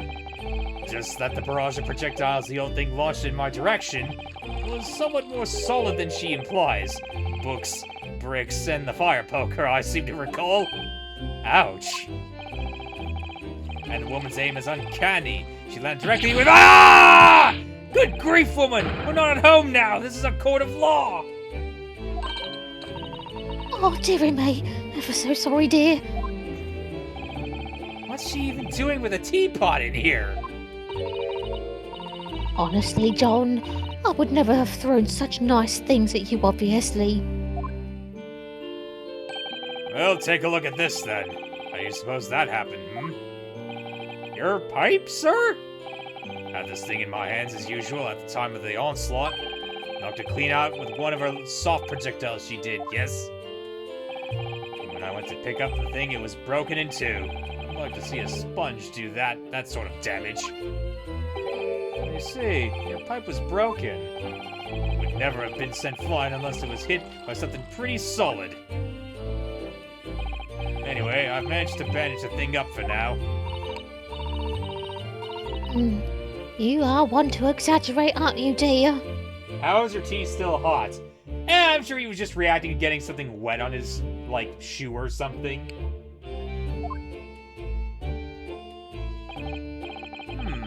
I wonder what we should make of this account. It could be important. It could be important. The defense leaves Mr. Garadeb's remarks just now to be of great significance. Objection! This war veteran's words only tell us one thing. Betray a fiery wife, and pipes as well as hearts may be broken. Sentimental wisdom, perhaps, but hardly worthy of adding to the formal testimony. Indeed, common sense, one might say. Might one? In that case, would you at least permit us to examine the pipe, sir? Well, I don't see why not. Oh, dearie me. There you go again, trying to English. With yourself with the long, ingratiate yourself. It's too difficult for me. I am a tiny child. I am just baby. Yourself with the young lady. Very well. The court will accept the gentleman's pipe as evidence. The pipe has been entered into the court record. Oh, let's look at the pipe. Okay, I think I might know where this is going. I was just feeling rather disappointed for you that your request was turned down. Oh, no, it's fine. Thanks for telling us that we have some new evidence to work with. We should examine it carefully, so... Well, thank you for that rebuttal, Mr. Garadeb. Now, if we can return to the crux of the matter, what can you tell the court about the knife used to attack the victim? Okay, so I think I know where this might be heading, but I need to check to be certain. Let's see here. Salmon. Pipe. Aha! Hello? The tip of the knife. That's a big tip of the knife. Oh, something just twinkled inside the chamber of the pipe there. Yes, I saw it. Something's stuck in there, I think. Let's turn it over and give it a shake. What's this? It's a fragment of metal. It looks like the tip of a blade or something. No, wait, that was you. Sorry. The tip of a blade? Surely it couldn't be. Dun dun. Aha! That's kind of what I thought this how- would be. A blade. Actually, hold on. I need to check something. Just to be on the safe side, we're going to examine this. Oh, excuse me, I got the hiccups. It's okay. Try holding your breath. This is the tiny Now piece they're of... gone now. Cool. This is the tiny piece of metal we found in the chamber of Mr. Garadep's pipe. It looks like the tip of a blade or something. The tip of a blade? Is something wrong, Mr. Naruhodo? I don't really know. There's just something niggling me, but I can't quite put my finger on what it is. Perhaps in that case, it would be wise to examine some other... It would be wise to examine some of the other pieces of evidence again? I guess that means look at the blade again. Yeah, let's look at the blade, because the blade was missing at the tip of it, remember? Yeah. So maybe... Shwink. Yeah, exactly. See? Oh, look here, Mr. Naruhodo, just at the tip. A small piece of the blade appears to be missing. Wait, part of it's missing? I could be wrong, but I've just got a feeling. You remember this? That's right. She just says that. That's the tiny fragment of metal we found inside of Mr. Garadep's pipe. Yes, and just maybe... Oh my, it's a perfect fit. Somehow I just knew it. Yep. There we go. Wonderful. And I think the fitness factor really was one of ours. You'll have a job proving it, I think. Well, what if we did? Oh, what if we do this? Objection! Mr. Garadeb, could I ask you to take a good look at this, please? You can ask, but I can't see a bully thing. You can't? You used to call me Dead-Eye Deb back in the regiment, of course. But that was some time ago now. Even when I'm trying to enjoy a large print book by the fire these days. I struggle to tell a B from a D and a P from a Q, to be honest. Oh, he does. Dearie me, it's rather wearing being asked about every other letter and every other word. You must D very dusty. What is that? A tiny scrap of metal? Yes, almost certainly from the tip of a blade. And what may appear at first to be just a tiny scrap is in fact a crucial piece of evidence. Interesting. And where did the defense come by this evidence? It was lodged in the chamber of Mr. Garadeb's pipe. My pipe, you say? By Jove, I wonder how that got in there. And what precisely does this fragment of metal signify, Counsel? Are you suggesting that this is in some way related to the matter of stabbing on Briar Road? Ow! I am! Ow! What? When put together with another piece of evidence already in the court record, I believe this tiny fragment of metal will unravel the truth of this case, my lord.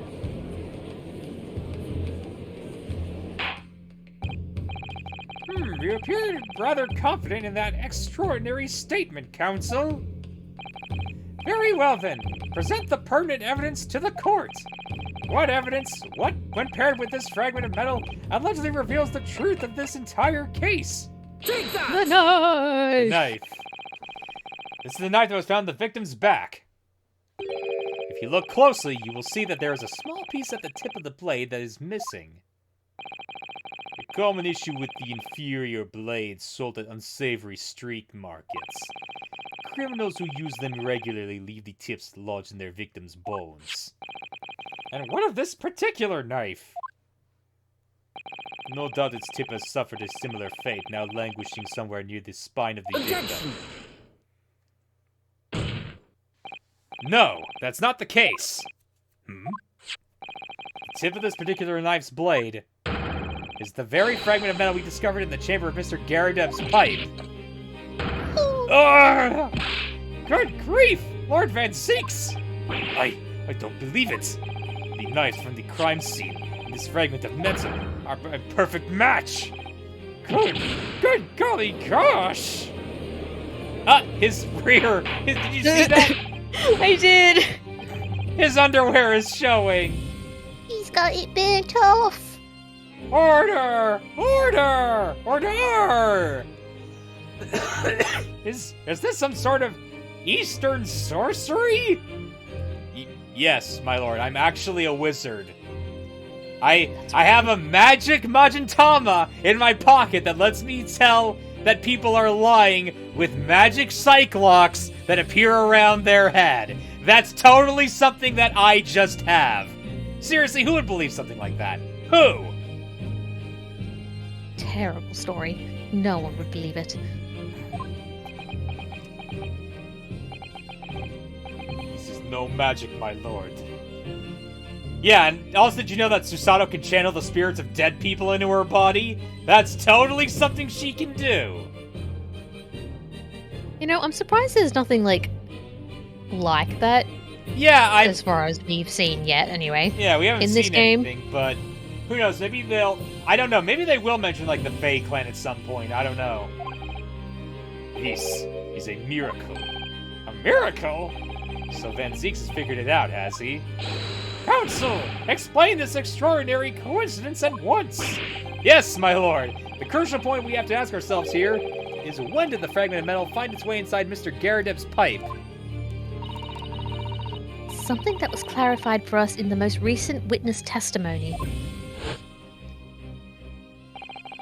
I had this thing in my hand as usual at the time of the onslaught. Knocked it clean out with one of her soft projectiles she did, yes? Oh, it would never have been sent flying unless it was hit by something pretty solid. Uh-oh. Oh, dearie me. During the argument between these two that occurred, just as the victim was on the pavement below, Mrs. Garadeb flung this knife at her husband. However, the knife missed Mr. Garadeb, instead striking the pipe in his hand at the time, which caused the tip to break off, of course.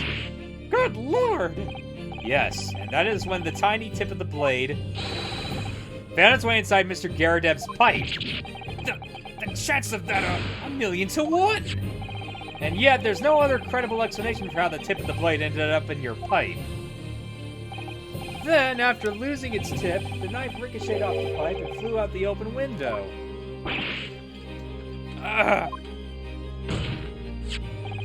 In short, this knife, which fell from the window of the Garadeb's house, is the very same knife that stuck the victim in the middle of the back on the street below. Oh gosh. Oh dear. Oh. No! No! Oh, my daddy!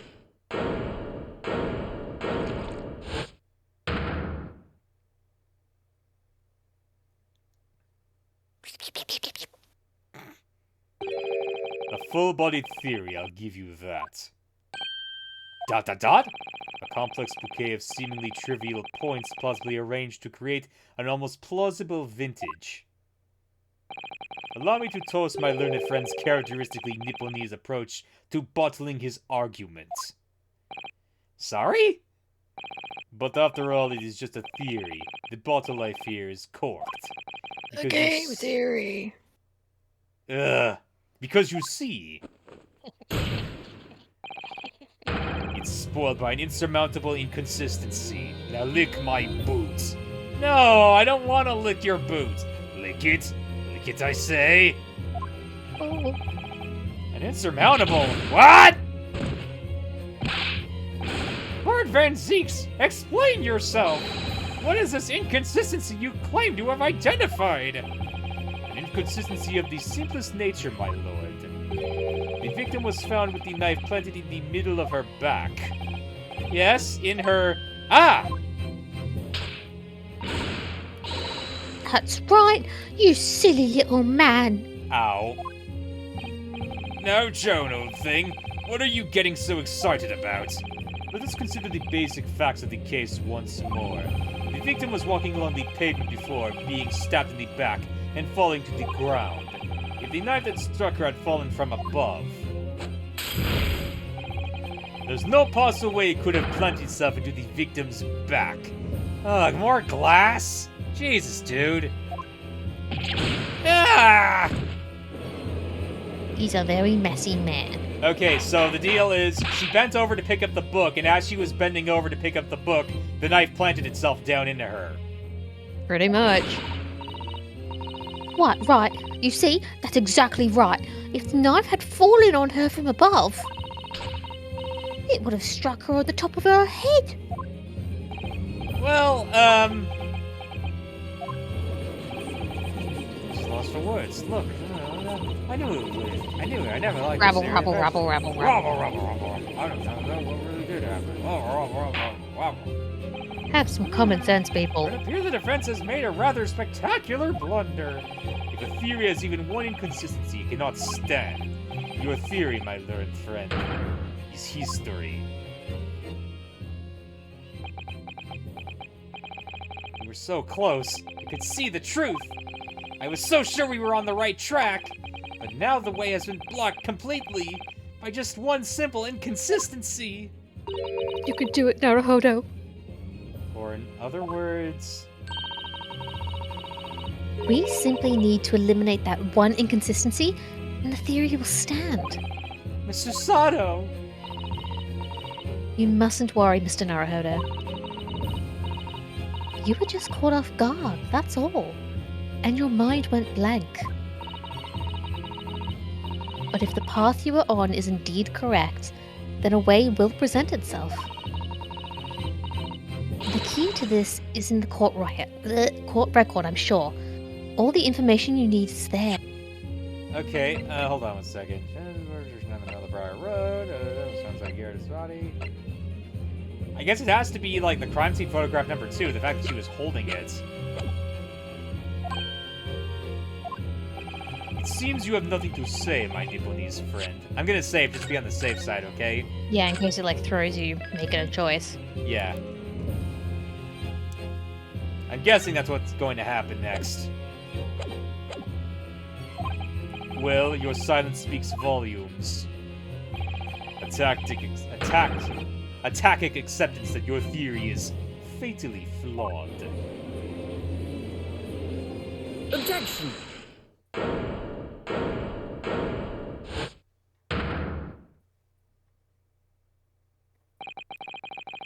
This inconsistency doesn't mean I was on the wrong track. It means that I need to sharpen my mind and dig deeper for the truth. It's a test. Yes.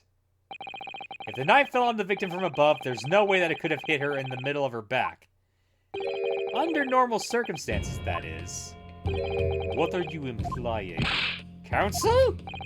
There is a piece of evidence in the court record that can explain this inconsistency. That can explain how the knife fell from above could have pierced the victim's back. We already have the answer. Goodness! Utter madness! Surely this must be the last time. Counsel, present evidence of which you speak. This is the last inconsistency, the final piece of the puzzle. If I can successfully make sense of this, the truth will be laid bare at last. The evidence that explains how the falling knife became lodged in the victim's back is... Or maybe it's just the book itself. It's either the book or... Okay, so I'm going to save one more time. Just to be on the safe side. Because you can be like, the reason it happened is because of the book. She bent down to pick it up, bruh. Yeah, but I'm going to go with the picture because that's the one where it's in her hand. Take that! Yes! Oh. This, the fourth book found at the scene. It's the final piece of evidence the defense will present. The burnt book? Is that not Mr. Garadev's book? Yes, and to understand its significance, we have to consider how it came to be at the scene in the first place. His photographic print clearly shows the book in question, and the victim holding it in her hand. But as we all know, it was the police constable that put the book between her fingers like that. Quite so, as part of his wholesale transplanting of the crime scene to that opposite side of the road. That's true, however, as part of his testimony, Constable Beat made an extremely enlightened statement on that point. But, what made you place that book in the victim's hand? Oh, well, sir, that's because that's how I found it. When we first went over to the scene, the victim was already holding the book. So, when I moved everything, I made sure it was still in her hand. In other words, the victim had already picked the book up from her own volition. And clearly that must have been before she suffered the knife wound. Well, I should say so. After being attacked with a knife, I don't imagine she'd have been doing much of anything. So the question becomes, why did the victim have that book in her hand? By jingo! I think I'm beginning to see what may have happened now. Oh, dearie me. We know that the book fell from the top floor of the Garrett household to the pavement below, at precisely the moment that the victim was walking past. Yes, at exactly that moment, the young woman was walking along the street in the light fog. And all of a sudden, a book fell right in front of her. Look, I threw. Yes, Mrs. Garrett. And what do you think the woman did? What would you do if you were walking along and suddenly a book landed in front of you on the pavement?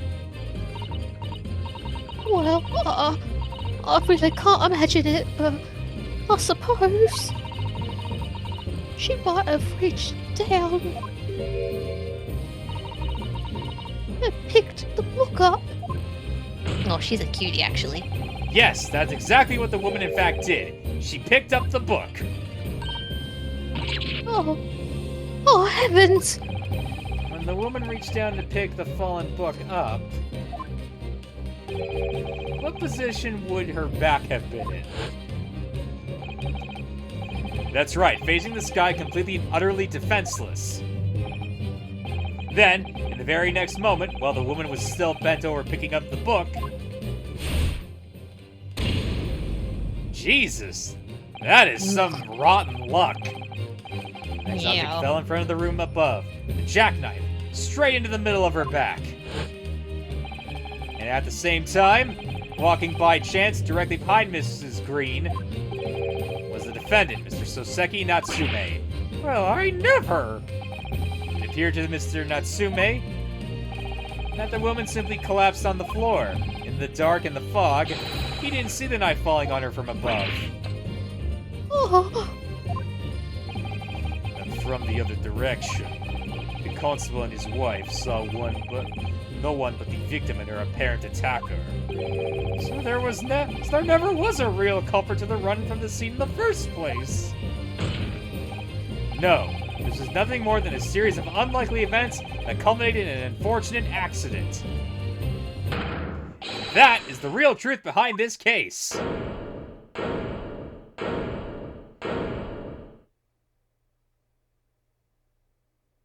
Well, Mr. and Mrs. Garadeb? So, they're guilty of public endangerment, basically. yeah. The very first time you showed me that knife, I had my suspicions. I wondered if perhaps it might have been something like that. There, old bean. Poor Mrs. Garadeb.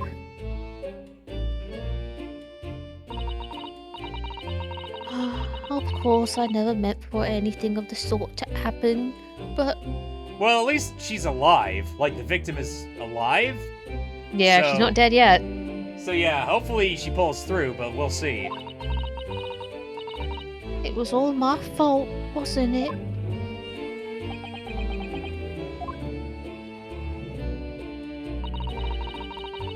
I'll take full responsibility. I let my anger get the better of me. I threw that book.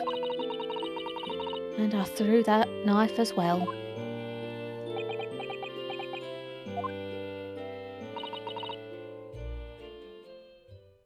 Oh, dear. It's alright, I know. I'm ever so sorry. Truly. I'm sorry!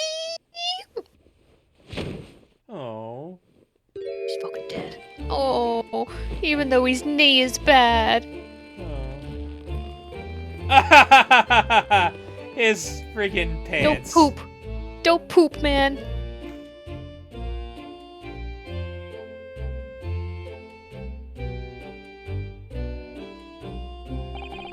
Lord Van Zeeks, what news of Mrs. Garadeb? She's been taken to the infirmary. It would appear that today's events have left her in an especially flustered state. Sun falls and the moon weeps. How very poetic, MF. How very poetic. Oh. However, I believe she will recover in due course. There is no cause for concern. Yes, unbeknownst to themselves, they caused what could easily have been a terrible tragedy. They shall have to prepare themselves for the consequences of their actions. There is some good news, however, my lord. I have just had word from the hospital where the victim is being treated. Her condition is improving steadily, and the doctor believes she will regain consciousness soon. Ah, that's good. It's strange. We've been talking about the victim all this time, but we've never once met her. How wonderful. The woman is out of danger, it seems. Yes, that is good news. So, Mr. Soseki Natsume.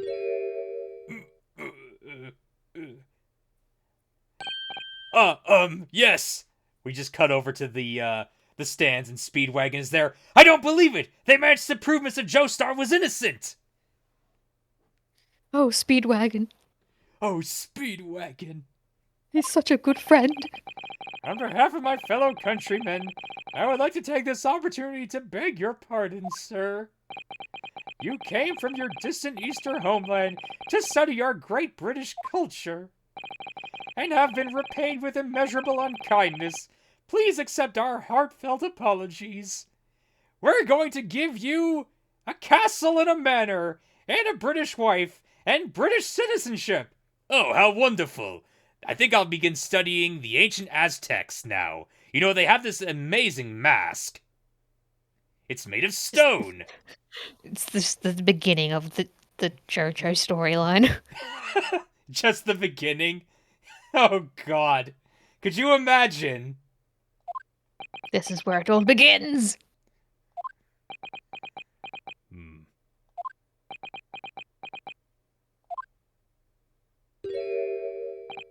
No, it is me who should be begging your pardon. Oh, no, Mr. Natsume. That evening, when the young woman just collapsed on the pavement before my eyes, I jumped to the wrong conclusions again in my confusion. What conclusion, sir? I was sure that the woman was dead. Yes, Constable Beat said the same thing, didn't he? He thought that she had been killed too. I suppose she must have looked completely lifeless.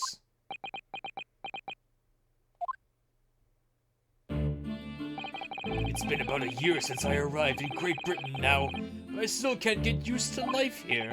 I can't relax. I'm sure there are evil spirits lurking in the fog, like they're haunting me. Poor Soseki-san. His imagination really has got the better of him. Yes, poor man. So when it happened, I thought the young woman had been taken by the fog spirits. I should never have dropped my books like that and run away. I should have called for help, for a doctor, for the police.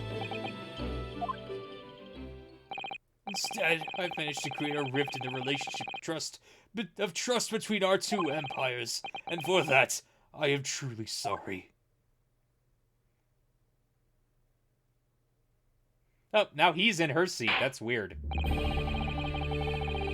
One could indeed say that some sort of mischievous spirit has been at work here, I think. One that created a chain of unfortunate mishaps. We were befooled by the spirit and led to a false conclusion. It's almost like bad luck has plagued us or something.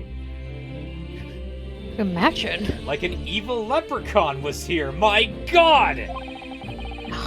But thanks to Lord Van Zykes and our young lawyer here from the east, that chain has now been broken and the spirit exorcised. I heartily commend you both. Oh!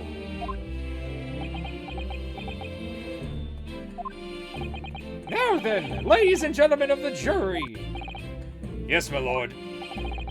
In concluding this trial, I must ask one last time for your decision regarding the defendant's culpability. Are you ready to present your findings to the court? Yes, my lord. Guilty, guilty, guilty, guilty. Wait, what? Oh, I mean, No! we're still racist. Can't deny that. Oh, come on! No! As the foreman of this jury, I can assure you we've reached a fair and just conclusion. I do declare the truth can be extremely cruel at times. Well, I didn't suspect the woman next to me, that's for sure. Sitting in for the old brute while she's out of action, you know, but I know what her decision would be. Since we have finally been able to get out of here and start work, well, it's about time. I say, I'll have a corker of a story to tell the grandchildren when I get home, won't I? And then he just suddenly keels over and dies. No!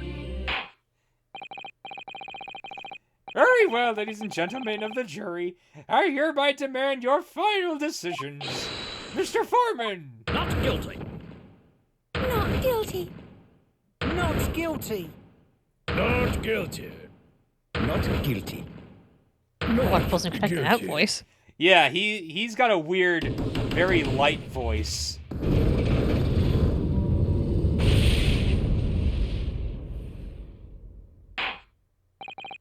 Very well, Mr. Soseki Natsume, I hereby pronounce you... Not guilty. Yay! You know, I gotta admit, it's still interesting how we haven't had, like, an actual villainous culprit yet outside of the first one. Yeah, I was thinking that. And finally, Mr. Natsume. Oh, yes, Lord Sir? You are now a free man once more. It is my hope that you will continue to further your education in British culture. And may you never again be brought before me. Oh, yes, sir. Of course. In my life, I swear I'll never set foot in a courtroom again. I am transported to the tears. Watch, he's gonna be on the jury next time. Oh, yeah, this isn't going to be the last time we see him. He's gonna be on the jury next time. He's just gonna be like, I can't believe I'm back in the courtroom. Thank you, counsels. Court is adjourned. He's free! Yeah, we did it. The Old Bailey. Defendants. Antechamber. Oh, Lockham. Wait, you mean me? Of course! Is there another Lockham here? Is there even one? Compared to the original Lockham student, Mr. Naruhodo Esquire, your name has become rather short, hasn't it? What's wrong with using my actual name? Oh, at last I'm free! I'm free! Joyful, joyous, jubilant jubilation! Heady, hearty happiness, hurrah! Oh, I am pleased. Mr. Natsume is delighted. Would it be so hard just to say that then? Welcome, you did it! You saved me from the brink! Well, what happened to the poor woman who was in no way your fault after all? What happened to the poor woman was in no way your fault after all, but... I'm just glad everyone can see that now. No, no, no, not that! Lovely, loyal Lockham lawyer! Yes? I mean, as I said before, I've just never got used to life here in Great Britain. Every time I look over my shoulder, I see foreigners. I see towering brick buildings, and from high up windows I see them looking down on me laughing. Look at that little hunchback. Oh. Oh dear. I'm sure it's all in your head, Mr. Natsume. But today, you, Lockham lawyer, gave my gloom the boot. You stood firm behind that baronial bench before all those babbling British. You battled to the bitter end, laying bare the baffling truth. And when I beheld the blinding fireworks among beams of Bailey's roof, I bellowed. Stop with all the bees. Don't worry, Hunchback, I'm sure they're saying worse things about you. Yes. Behold the best barrister ever born! Well, that's very flattering, and we're very pleased for you. This is giving me a wonderful anecdote to recount to my old friends back in Japan. An anecdote? Is that what's to become of all my hard work? There you are, my dear fellows. Who could this be? Dear fellows. Ah! The boy! I apologize for keeping you waiting. I rose late in the morning. Oh, Mr. Sholmes. Sholmes. It's been a while. I'm sorry, I forgot your name. I was just too excited. Oh, Mr. Sholmes, what a pleasure to see you. It's quite alright, my dear. People confuse me all the time. Keep calling me Sherlock for some reason. Don't know why. I see I'm here not a moment too soon. A disaster has been averted. I'm glad to say. Oh, The trial shall begin presently, Miss Naruhodo, and I wish you the very best of luck. It's just finished. What? No! Then my haste was in vain? Ah! It's you! Sherlock Sholmes! Oh, have we met, sir? this is Mr. Natsume, the man you had arrested, Mr. Sholmes. Ah, I see. I failed to recognize you at first. Our previous encounters have taken place in the gloom, either of your bleak lodgings or that prison cell. I simply couldn't place that curious face in the light. Charming. This is all your fault, Sherlock Sholmes. You're the reason I had to go through this terrible ordeal. I'm going to give you a piece of my mind. Behold, Standowa! Help! What is he doing? Oh, Sherlock. My Not apologies, Sherlock. sir. Not Sherlock. Sherlock. Oh my god. Are you tired, or? No, my brain is just... My apologies, sir, but No. I assure you, I have placed you now. You're the fellow who abandoned that poor young lady and ran off, are you not? Had she been taken to the hospital more urgently, I feel perhaps she would have regained consciousness by now. Oh! But it was unavoidable, I'm sure. We are but human after all. Anyone would have been shaken by such an experience.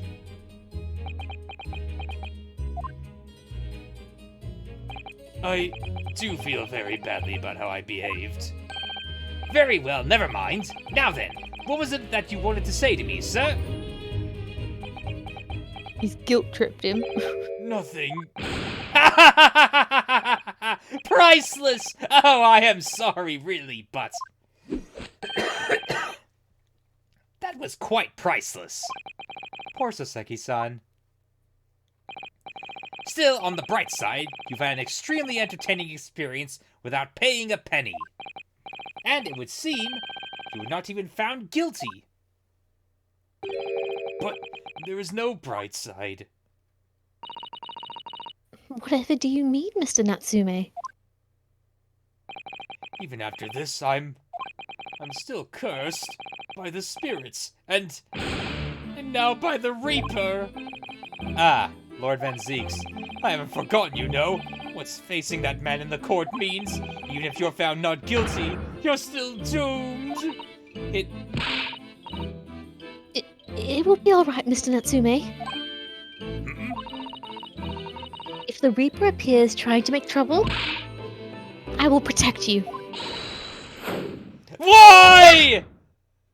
Why?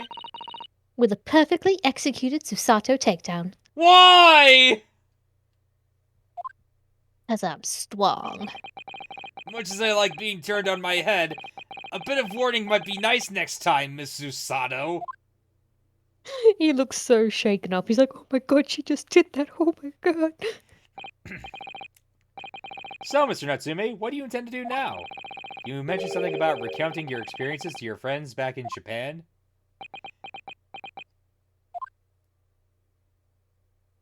Friends? Yes, I intend to return to my homeland soon. Oh, It has already been a year since I arrived here in Great Britain. I visited universities, libraries, bookshops. I've been honored with the tutelage of professors. I've learned so much about the wealth of literature here, and the city it has shaped. And I've come to realize that it is my calling to sail home and tell my fellow countrymen about it.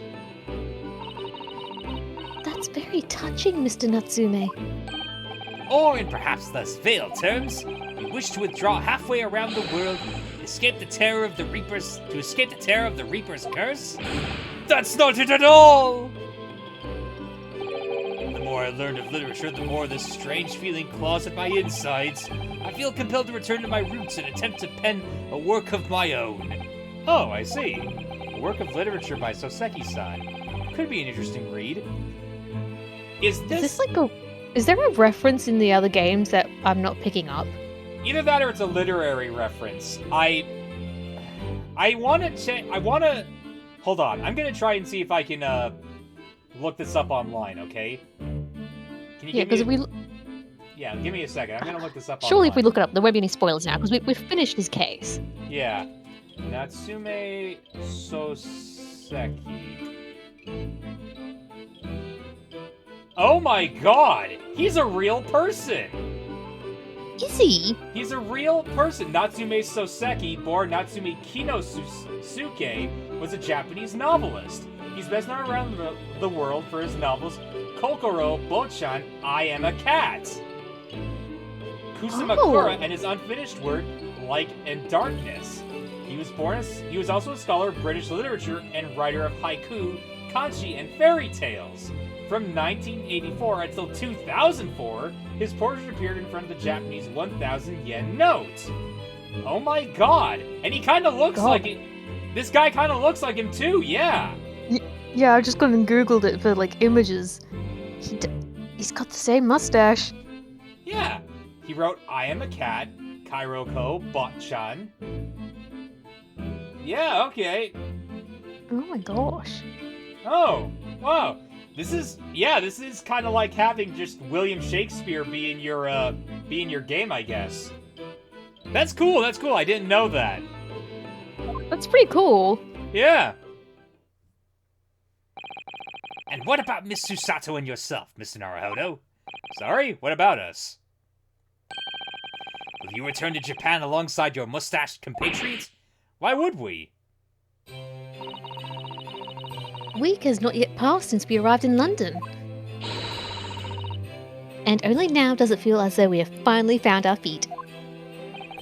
And you are accommodated in a hotel at present, are you not? That's right, but we need to find lodgings before it bankrupts us. I've calculated we can only afford another 10 nights before our entire budget is exhausted. Well then, you could take my lodgings. Oh, the windowless room? But what it lacks in windows, it more than makes up for with a floor, a ceiling, and walls. Great. A whole 4 of them. And of course, I'd be happy to leave behind the accursed evil spirit. Oh my, an evil spirit. Oh yes, it tries to suffocate you while you sleep. It's an invaluable wake-up call. Oh, cat. We'll think about it if that's all right. Perhaps I can offer a more welcome alternative. Would you consider taking lodgings with me?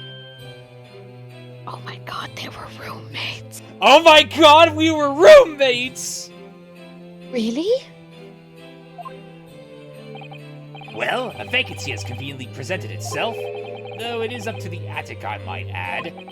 Are you sure it isn't just a storage loft? I spoke with the landlady this very morning on the matter of price, and Iris is cleaning the room as we speak. You must come at once. I presume you have no luggage to speak of? Oh, this is simply wonderful. What an honor to be invited taking lodgings in the great detective's attic. It's okay, Susato. It's okay. Holds you gently. Yes, hold her gently and pat her. Going to be in his attic. Oh my god, I'm too overwhelmed for words. So suggesting we look elsewhere is out then. Then it's settled. Iris will prepare a welcome dinner this evening. And you must come too, Mr. Natsume. I insist. I don't know what to say, but thank you, and yes. Wonderful. Then I'll go and complete the paperwork for your formal release, Mr. Natsume. It shan't take long. Somebody's happy. So I just realized that the moment we met Soseki Natsume, every Japanese person playing this game must have been like, oh, it's him! I know this Yeah, man. they would have been. Because he is kind of like, it would be like, oh, it's William Shakespeare, or, Ernest Hemingway, or something. Yeah. Goodbye, Susato! Look, I knew that you wouldn't let me down. I'm truly delighted to have met you here in London. Likewise, Mr. Natsume, it's been a privilege meeting you too. It's a shame that we're going to have to say goodbye so soon. Well, I've come to realize that I belong in Japan.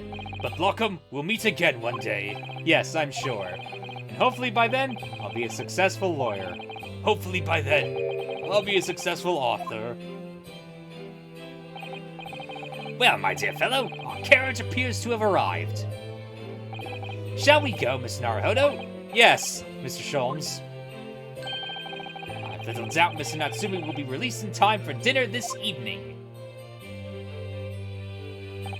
And so, Soseki-san's innocence successfully established, we rode with Mr. Sholmes to what was to become our new home, 221B Baker Street.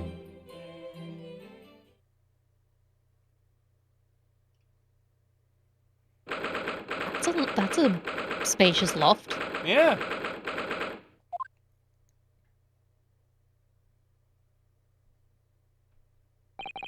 So this Is to be our new office, yes. our office. I rather like the sound of that. Me too. It's simply wonderful, isn't it? Let's put a plant over there. I feel like we need a plant for our office. I don't know why. What should we call it, though? I'm not sure. What should we call it? Charlie? Yeah. That Charlie. sounds nice. Yeah, let's call our plant. I say you call your plant Sir Edgar Charles III. Oh my goodness. That's quite a lot. Sure. Charlie it is. I hope you can see this, Kazuma. It's only a small step, but I'd like to think we're getting a little closer to your dream now. Ryunosuke! Your fly is still undone! Ah! Kazuma! So it's the room we eat here, which have no walls, floors, or a ceiling, but are a type of fungus. So, my dear fellows, do you like the place? Oh my god, he's dressed down. Amazing. Ah, Mr. Sholmes. Yes, thank you so much. It's a delightful room, Mr. Sholmes. I simply adore it. Feel free to put anything in here you like, except for plants. And especially no plants named Charlie. I won't have it! Good, I'm pleased to hear it. Iris and I are delighted to welcome you. Okay, I have to remember how I did this now. I'm gonna have to say hello a couple times. Hello?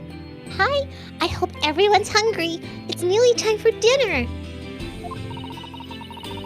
We'll eat as soon as Mr. Natsume arrives. We'll have lots to celebrate. Iris. Whoa, forgot how to say her name for a second. Iris, you must let me help you. Alright then, Susie, you can be in charge of the salad. Splendid.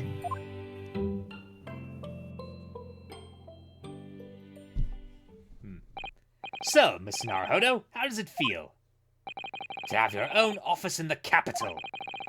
It's very exciting, actually. I can't help but wonder what adventures await us. Those are precisely my sentiments when I first established office at these premises. Until I discovered the dark truth about the city of London, that is. Dark We're truth? getting serious. Sorry? London is a glorious place full of wonder, opportunity, prosperity, and mirth. But the brightest of lights casts the darkest of shadows. Shadows? What do you mean? Miss Naruhodo, I don't want to alarm you, but I am a persona user. What? Oh no. Now come forth. My persona, Sherlock Holmes! Wait, but your persona and you, but your name is and its name is Never mind. I give up. What? Did you expect it to be Kogoro Akechi? Wait, Kogoro Akechi? Yes, you know, that famous Japanese, he's a adventurer, detective fellow. Him. Huh. Well, I believe you're well aware of the murkiness that lies behind London's facade already. So, once again, Miss Naruhodo? Welcome to London. You're gonna hate it here. Oh, no. Of course, at the time, I had no idea the significance of those words Mr. Sholmes was so casually speaking. But it wasn't long before my turn came. To lift the facade and see the truth Sorry. To lift the facade and see the true depth of the murk that lay beneath it. Dun dun dun. Whoo, boy! Okay, so that is a nice place to end it off, I think. Yee. I think we only have... Yeah, we really only have... Oh, actually, this is episode 4, so... Well, I don't it's know. usually like 5 cases, then maybe 1 extra, isn't it? Yeah. Isn't it? Yeah. So, this is going to be interesting. Well, okay, so again, the first game does end on a cliffhanger, from what I hear, so... This is 2 games in 1. But either way... We're getting to about halfway-ish. Yeah, actually, in fact, I think this is... Yeah, this is the next episode is the last one of the, first game. So... Oh. So, Haley, question. Do you feel up for watching some KIRBO action? Show me the KIRBO. Awesome! MF, we're going to play the demo for Kirby and the Forgotten Land. Next. For now, we are going to cut to commercial break, and I'll be right back with KIRBO. And I want to make it too.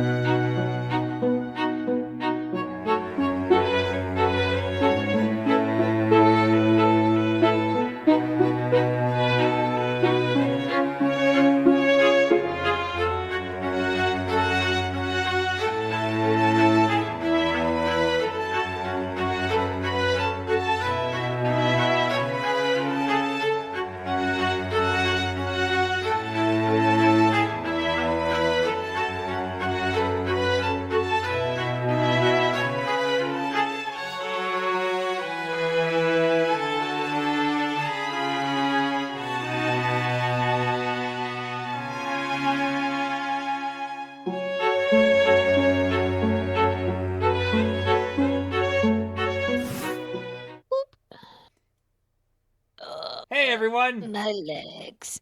So, We are back now. my only question is, KIRBO. Kirb.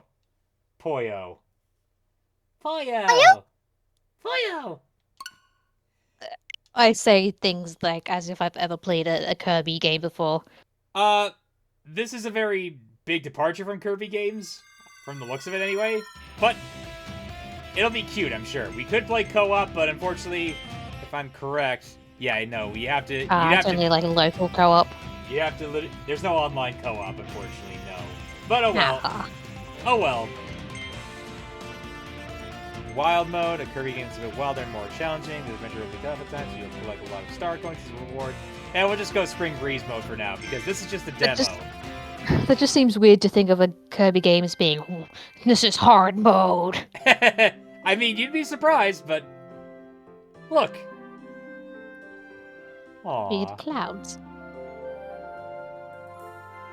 And the star. And now he jumps on the star and oh, look at him. He's flying around. He's so happy.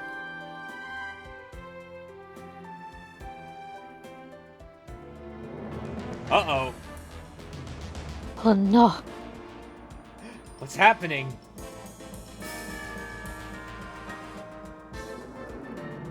Oh no. What is that? Oh! Oh! His face.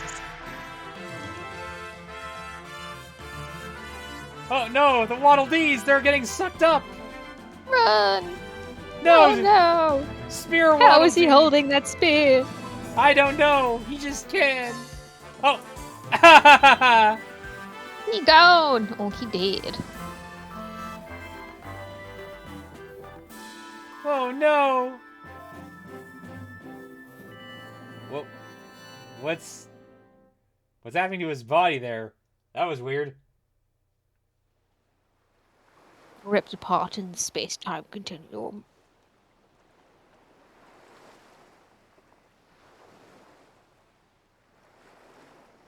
Hmm?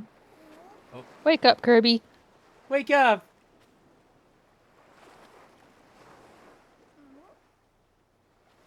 Wake up, Kirby! You have an adventure to go on. Yeah! Alright, so, Oh,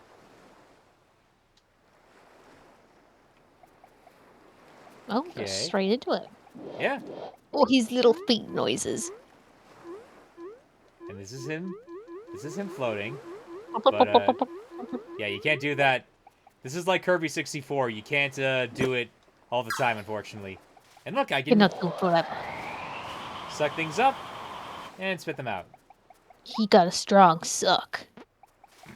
That he does, that he does.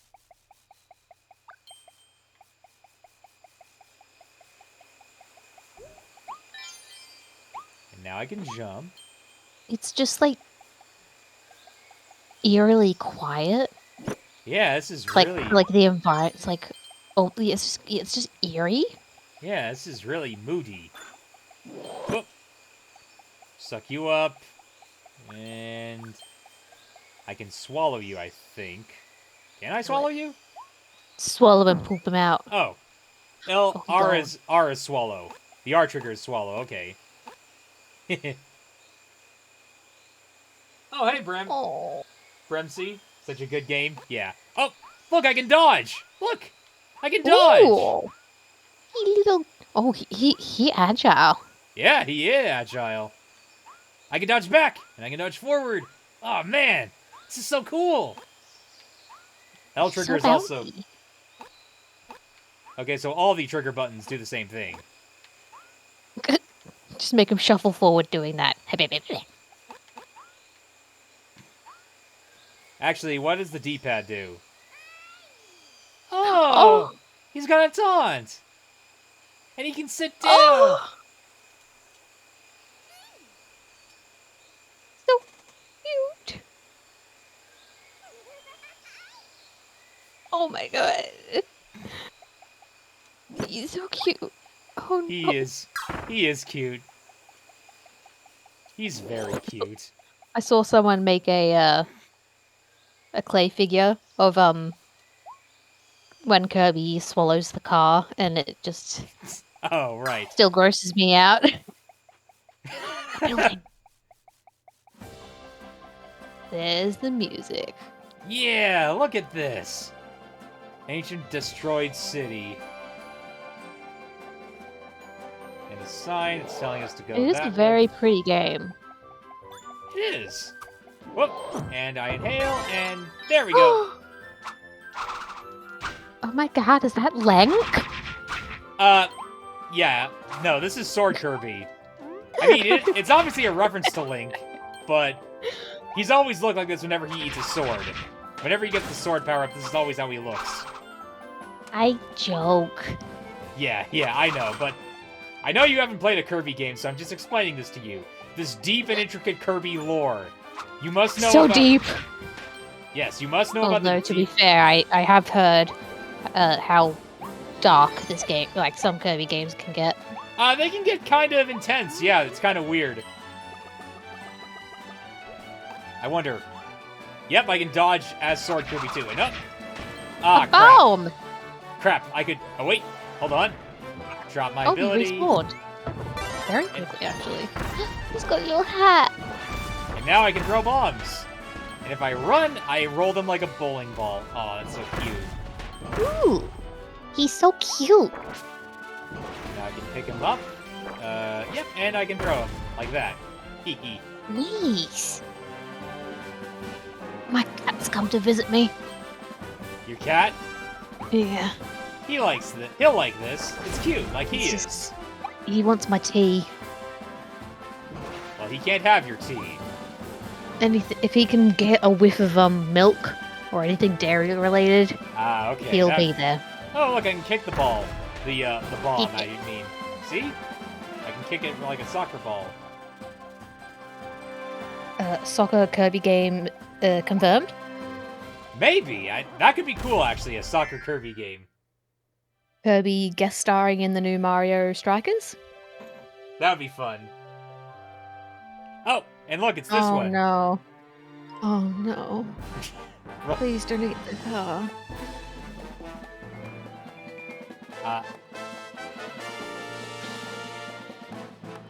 We saw this in our E3 presentation, but Oh, so he didn't even mean to eat the car?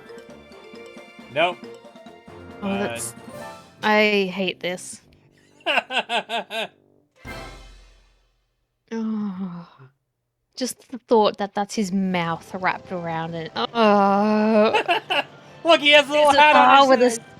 He has skin. he has a little hat on his head still. Look at me. Fast and the Furious Tokyo The Drift. scenes are very cinematic. Like, Yeah. so many angles. Look at this. Look at me go. Oh, I can go through here. Yeah. Fast and Kirby's. Fast and the KIRBO is yes. He's causing destruction. Yes, Oh he yeah, you is. get to go along a long bridge. Yeah, I do. Zoom zoom. God, look at this.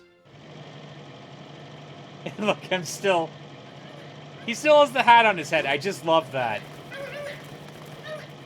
Oh no. Kirby, you must save them. Your friends are getting kidnapped by the evil birdos. KIRBO and the evil birdos. And up. Oh, no, I can't. Can I? You must let go. I must Speed. Goodbye, Caro. Let's do that one more time. Oh. No. Oh. Oh no, you lost your bomb. Oh god, I just hate the animation that it goes like inside of him and then comes out again.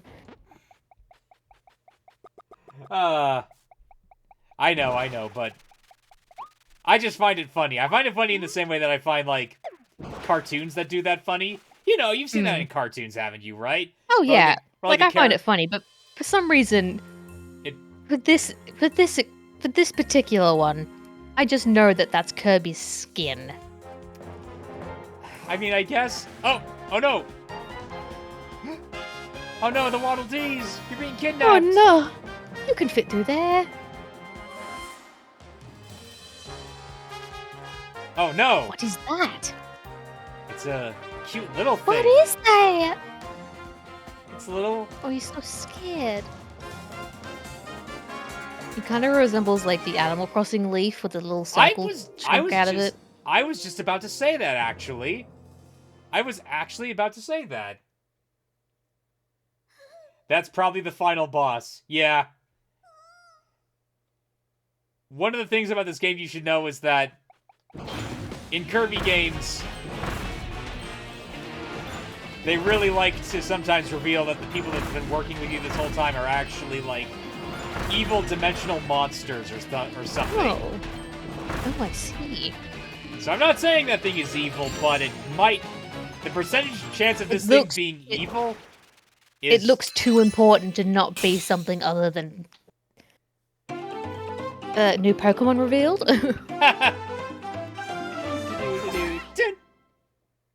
Aw, so cute. Oh, it talks. You saved me! Thank you! This is my voice now! No, if he looks like an Animal Crossing leaf, he should talk like an Animal Crossing character. Okay, fine.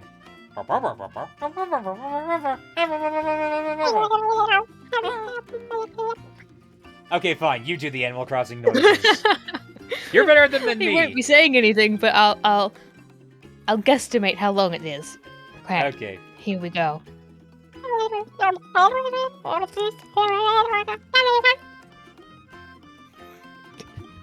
That's the best I've got. Okay.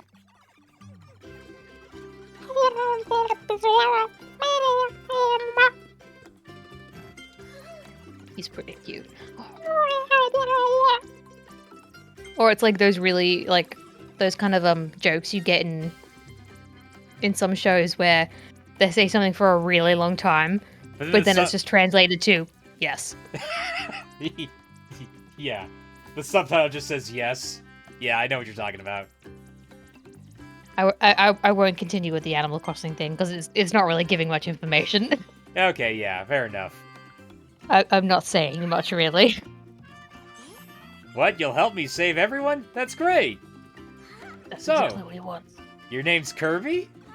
I'm Elfinin. Elfilin? To be fair, Sakura's Animalese is quite cool. Yeah, it is. Thank you. I'm just wiggling my tongue around. Yeah, good to know you can do that. I'm sorry. I'm joking. Please take it as a joke. I'll be in the next Animal Crossing game. Yeah, you're gonna be like... BB Downer. I'm sorry, I don't know anything about Animal Crossing. I haven't played it. I just think it's cute. I don't know it deeply. I just make an island and I just want the cute ones. Fair enough.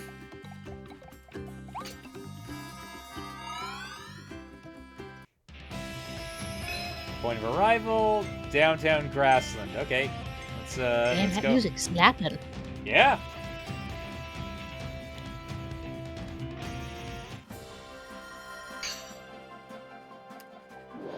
And he goes inside of you, and now you can do this. Eat him. Yep, eat him, and swallow him. Where do they go when they're swallowed? Who knows? Who knows? You'll never know. And now, I'm Cutter Kirby. Hiyo! Look at my little helmet that I have. No, he's sleeping. Look at how cute that is. Oh no. You're gonna kill him, aren't you? Oh! Yeah, see, if I get you, ow. If I get close to this guy and I do that, Oh, bam! yeah, that's the cool thing about Cutter Kirby. You can go like this.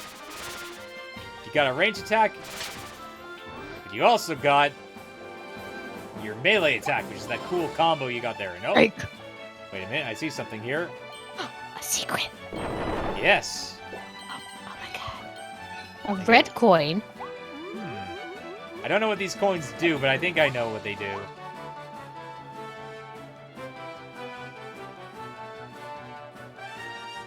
Get all of the coins. Is that a vending machine? Yes, that is a vending machine. You should. Oh no. Yep, and that happens. I know this is like the main whole stick of the game for this one, but my insides don't like it.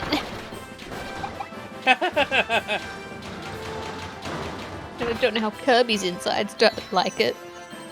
Oh, his insides are Get all the fine. money. Kirby, again, Kirby swallowed something. Where does it go? Who knows? He has no insides. It's Fridge Kirby from 64, yeah. This is taking a lot of things from Kirby 64, I find. Oh. So it's nothing like extraordinary new for like a fridge form. No, Or a... no. There is like a fridge form. There's also like a wheelie form, but they don't like stretch him out or anything.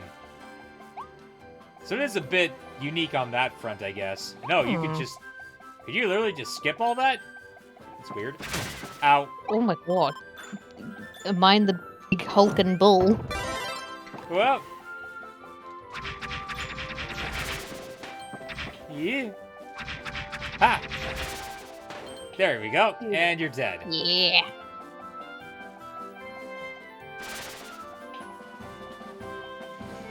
Now I grab this.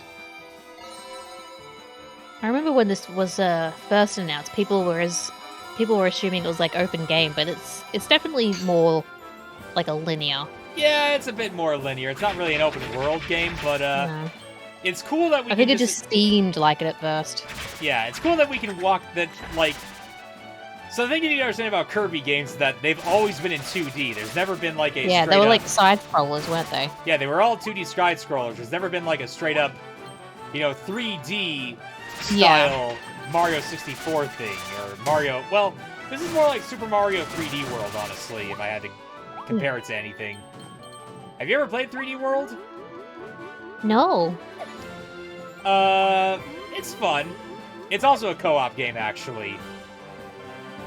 Yeah, if it's anything like co-op or just like where it's a game where it's like funner with like two people, I've never really been able to play games like that because I've never really had anyone. Fair enough. Fair enough. If I ever come visit you, we'll play a co-op game sometime. Play all the co-op games. Yeah! I don't know if I'll ever be in the UK again, but, I we'll don't see. even know if I'll ever leave the UK. Catching flights is scary. You don't like flying, is that it? It's not that I don't like flying. It's just when you have to do it by yourself and then the journeys can be so long and then if you have to do a crossover, it's Yeah. like... I don't think I've ever done a flight where there wasn't a crossover. Or like a stop in between. So it's then having to find the next Yeah, airplane and all that. It's like, ugh, no.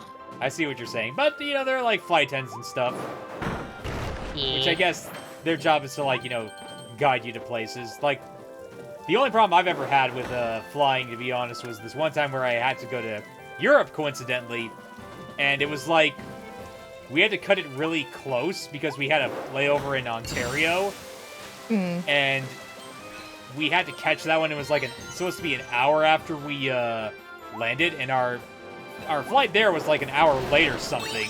Ooh. Yeah, so we had to like hurry to get there, and thankfully we made it, but it was kind of scary because we didn't know if we were gonna have to like, Yeah. wait or whatever. But oh, what'll do? And I can get either a cutter or a bomb. I'll stick with cutter. And here's our boss. Whoop. Grab it. Oh no! Ooh. Oh my gosh. This guy's a big sword dude. Ah! Yeet. He angry. He is angry. Ha ha ha! Ha ha ha! Damn. Woo. Oh yeah, I can also slide. I forgot about that. You've almost got him. Dodge! Dodge! Ha ha! Oh yeah. We might all live inside Kirby. I'm gonna see if I can swallow this guy. Yeah, I just get sword. That's Okay. precious. Save him. Oh. Yeah, I saved the first hidden Waddle Dee. So I'm assuming that there's going to be, like, actually hidden Waddle Dees throughout the level later on. Oh yeah! Ah. Oh no. Ow. Oh, it's just even like the field of like weeds and flowers beside it. Oh yeah, I can also charge up and do a spin attack. Just like Link.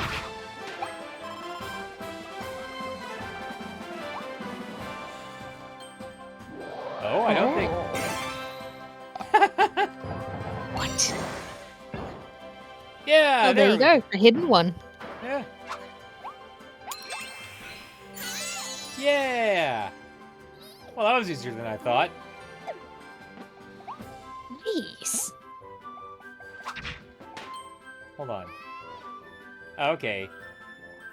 Yeah, I can He's just... a little turtle man. Yeah! Oh, I need to get a thing for that. Because I can't beat him the way... I'm pretty sure I can't beat him the way I am now. There we go! I need to get this down. Oh, that's not what I wanted to do. Come on. There we go. Nom, nom, nom, nom, nom, nom, nom. Had to do that. There we go. Feed him. Oh, what a poor boy. Oh, he gave you a lot of stuff.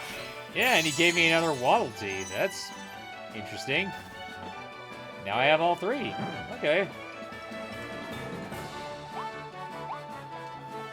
I guess this isn't that big a level. Which makes sense. This is one of the first levels, I'm guessing. A bull. And he fell. He's hiding a tulip. Hello, Tulip. Hello, Terror Tulip. I don't know. Have you invented a magical girl who's a tulip yet? I mean, that could be a spoiler. Fair enough. But no, I haven't. I haven't. Oh, I think okay. it was like considered to be one of the ideas, but I think to me in my head it was like that seems a bit cliche. Yeah, And then fair I was like, enough. okay. And now I gotta avoid this big turtle. And now he does that. Now. Haha! Oh, ow. Now I go over here. There we go. Look at him. He's so happy despite the fact that he's stretched like He's just having a great time. He's stretched like skin all over that cone. Oh, it's still gross.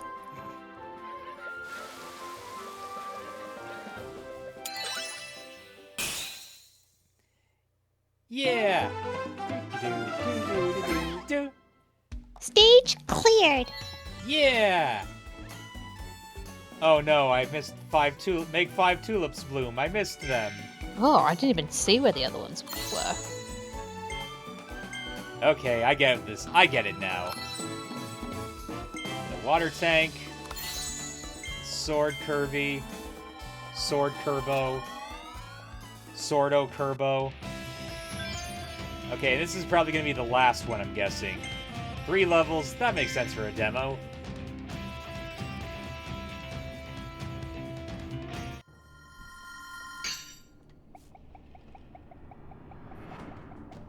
These little feet noises. Yeah, he's really adorable.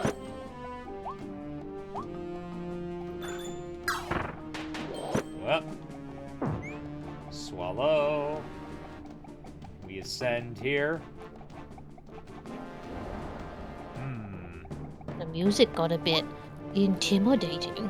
Yes, and what's with all these bananas? Are we gonna face Donkey Kong? Is that it? Oh my gosh. Crossover! Crossover with Donkey Kong! That makes perfect sense. Oh, look! We got another power-up. Ice Kirby! Whoa, he's got an icy breath. If I do... Look, he skates! It's Kirby on ice! Oh, Or rather, what ice a on cutie. Kirby. And look, when he jumps, he does a twirl. Oh, he's so fancy. Can I get in here? Nothing. What if I go in here? Nothing. Darn. Ooh.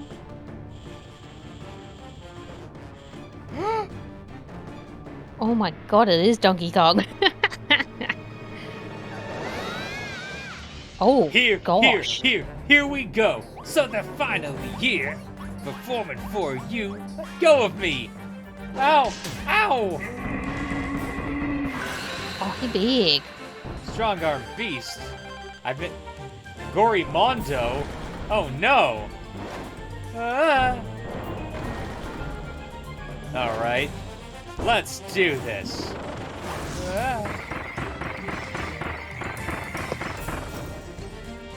Look, when I guard, I lose my ability Oh, to he's a dodge. little ice but cube. Now I'm just a little ice cube. He has the power of monkey. That he does. That he does. Monkey. Can I jump over that? Ow! Oof.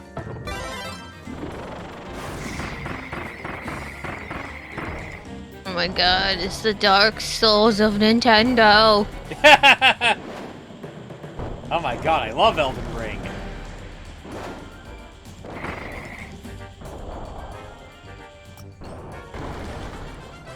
Okay, you know what? I'm just gonna drop this because I think... Not what I want to do. I think I'm just gonna try fighting this guy how the game wants me to fight him. And that is... Yeah, get this. Shoot it. Oh yeah, use it. Yeah, that hurt him a lot more, I think. Yeah. Just gonna wait for him to...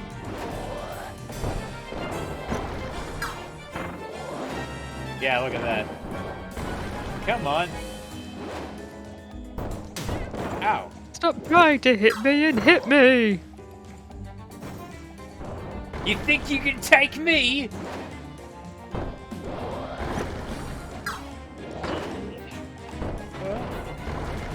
It's not that hard now that you've, like, figured out the pattern.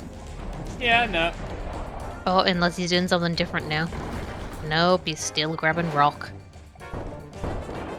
I assume that once I get him down to half health, yeah, now he's gonna change up his strategy.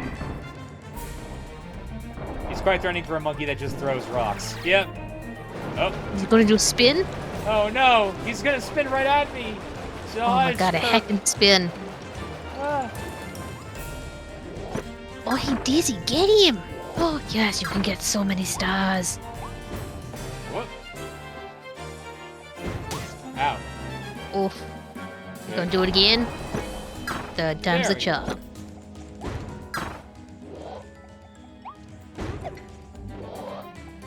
Come on. Yeah, keep missing him. Yeah, get it, There get we go. it. Yeah! Yeah. It's going to explode. Lariat. Lariat. Yeah. Thank you for playing. A prize for playing the demo version. You've earned a present code. Clear demo. Huh. You can Oh, use this what's the present code to get present? extra items in the released version. Just enter the code at Waddle Dee Deliveries, which will open as you progress through the story. Okay. You just gotta remember to do that. Yeah, more adventure awaits in the future release. Aw. And this comes out in March. Oh, really? Yeah.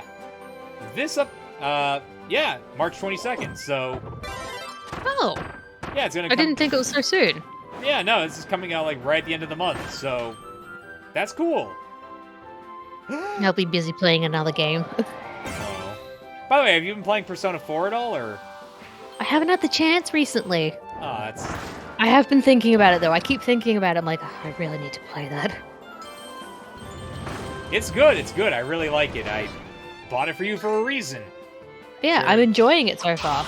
Share a Joy-Con with a friend for co-op play. Aw. Help rebuild Waddle Dee Town. I need to play Xenoblade. Yeah, I Yeah, do. you need to Xenoblade. Oh, look, they have freaking cars. Oh, Cakes. little cooking game. Look, an Oh overworld. my god. Zoom in. Discover new ways to evolve your copy abilities. Ah, Ooh. giant those sword. Dragon. Oh man, I love Oh Elden my Ring. gosh. Experience an exciting all-new story.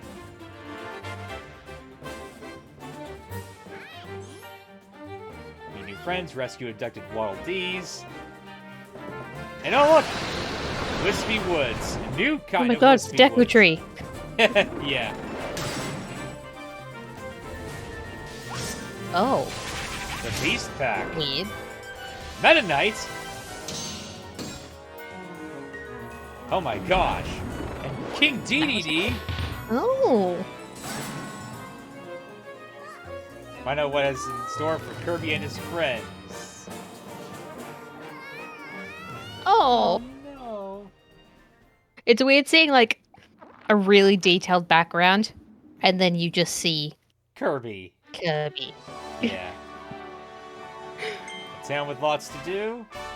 Evolve your capabilities, a new world full of mysteries. Oh, that was nice. I like that. Okay. So it looks like they're gonna have like a hub world and then you go off Yeah. and explore. Yeah, that was cute. That was cute. I like that. I like that a lot. That looks very cute. That will probably do very well. I hope so. I hope so. I hope this game sells 1 million billion copies. There's so many. I hope it does better than Babylon's Fall, I'll say that much. Ugh. Anyway, I don't know what that is. Is that another Kirby game, or is no, that no, just like a? Babylon's Fall is like this, it's a Platinum Square Enix game, and it came out, like, recently, but because Elden Ring came out, it also is not a very good game. It's just, It didn't get. It just kind of got pushed to the sidelines because the yeah. bigger game came out. Yeah, and it also is not a very good game from the sense of it, but from a very good developer, so it's just depressing. Yeah, I see. it's depressing. But that was fun. That was fun, and so was playing Great Ace Attorney with you, Haley. I really enjoyed Yeah. it. We finally got another case done. Yeah, and hopefully the next case we do, it's gonna be the last one for the first game, so then we can move on to the second game, and we're almost halfway there. We're almost Aw, halfway yeah. there. Can't Yeah. wait to find an actual villain. Hopefully, yes. But yeah, that was fun. Hope to see you next week for that. Yeah. Okay. Well, I'll be ending the stream now.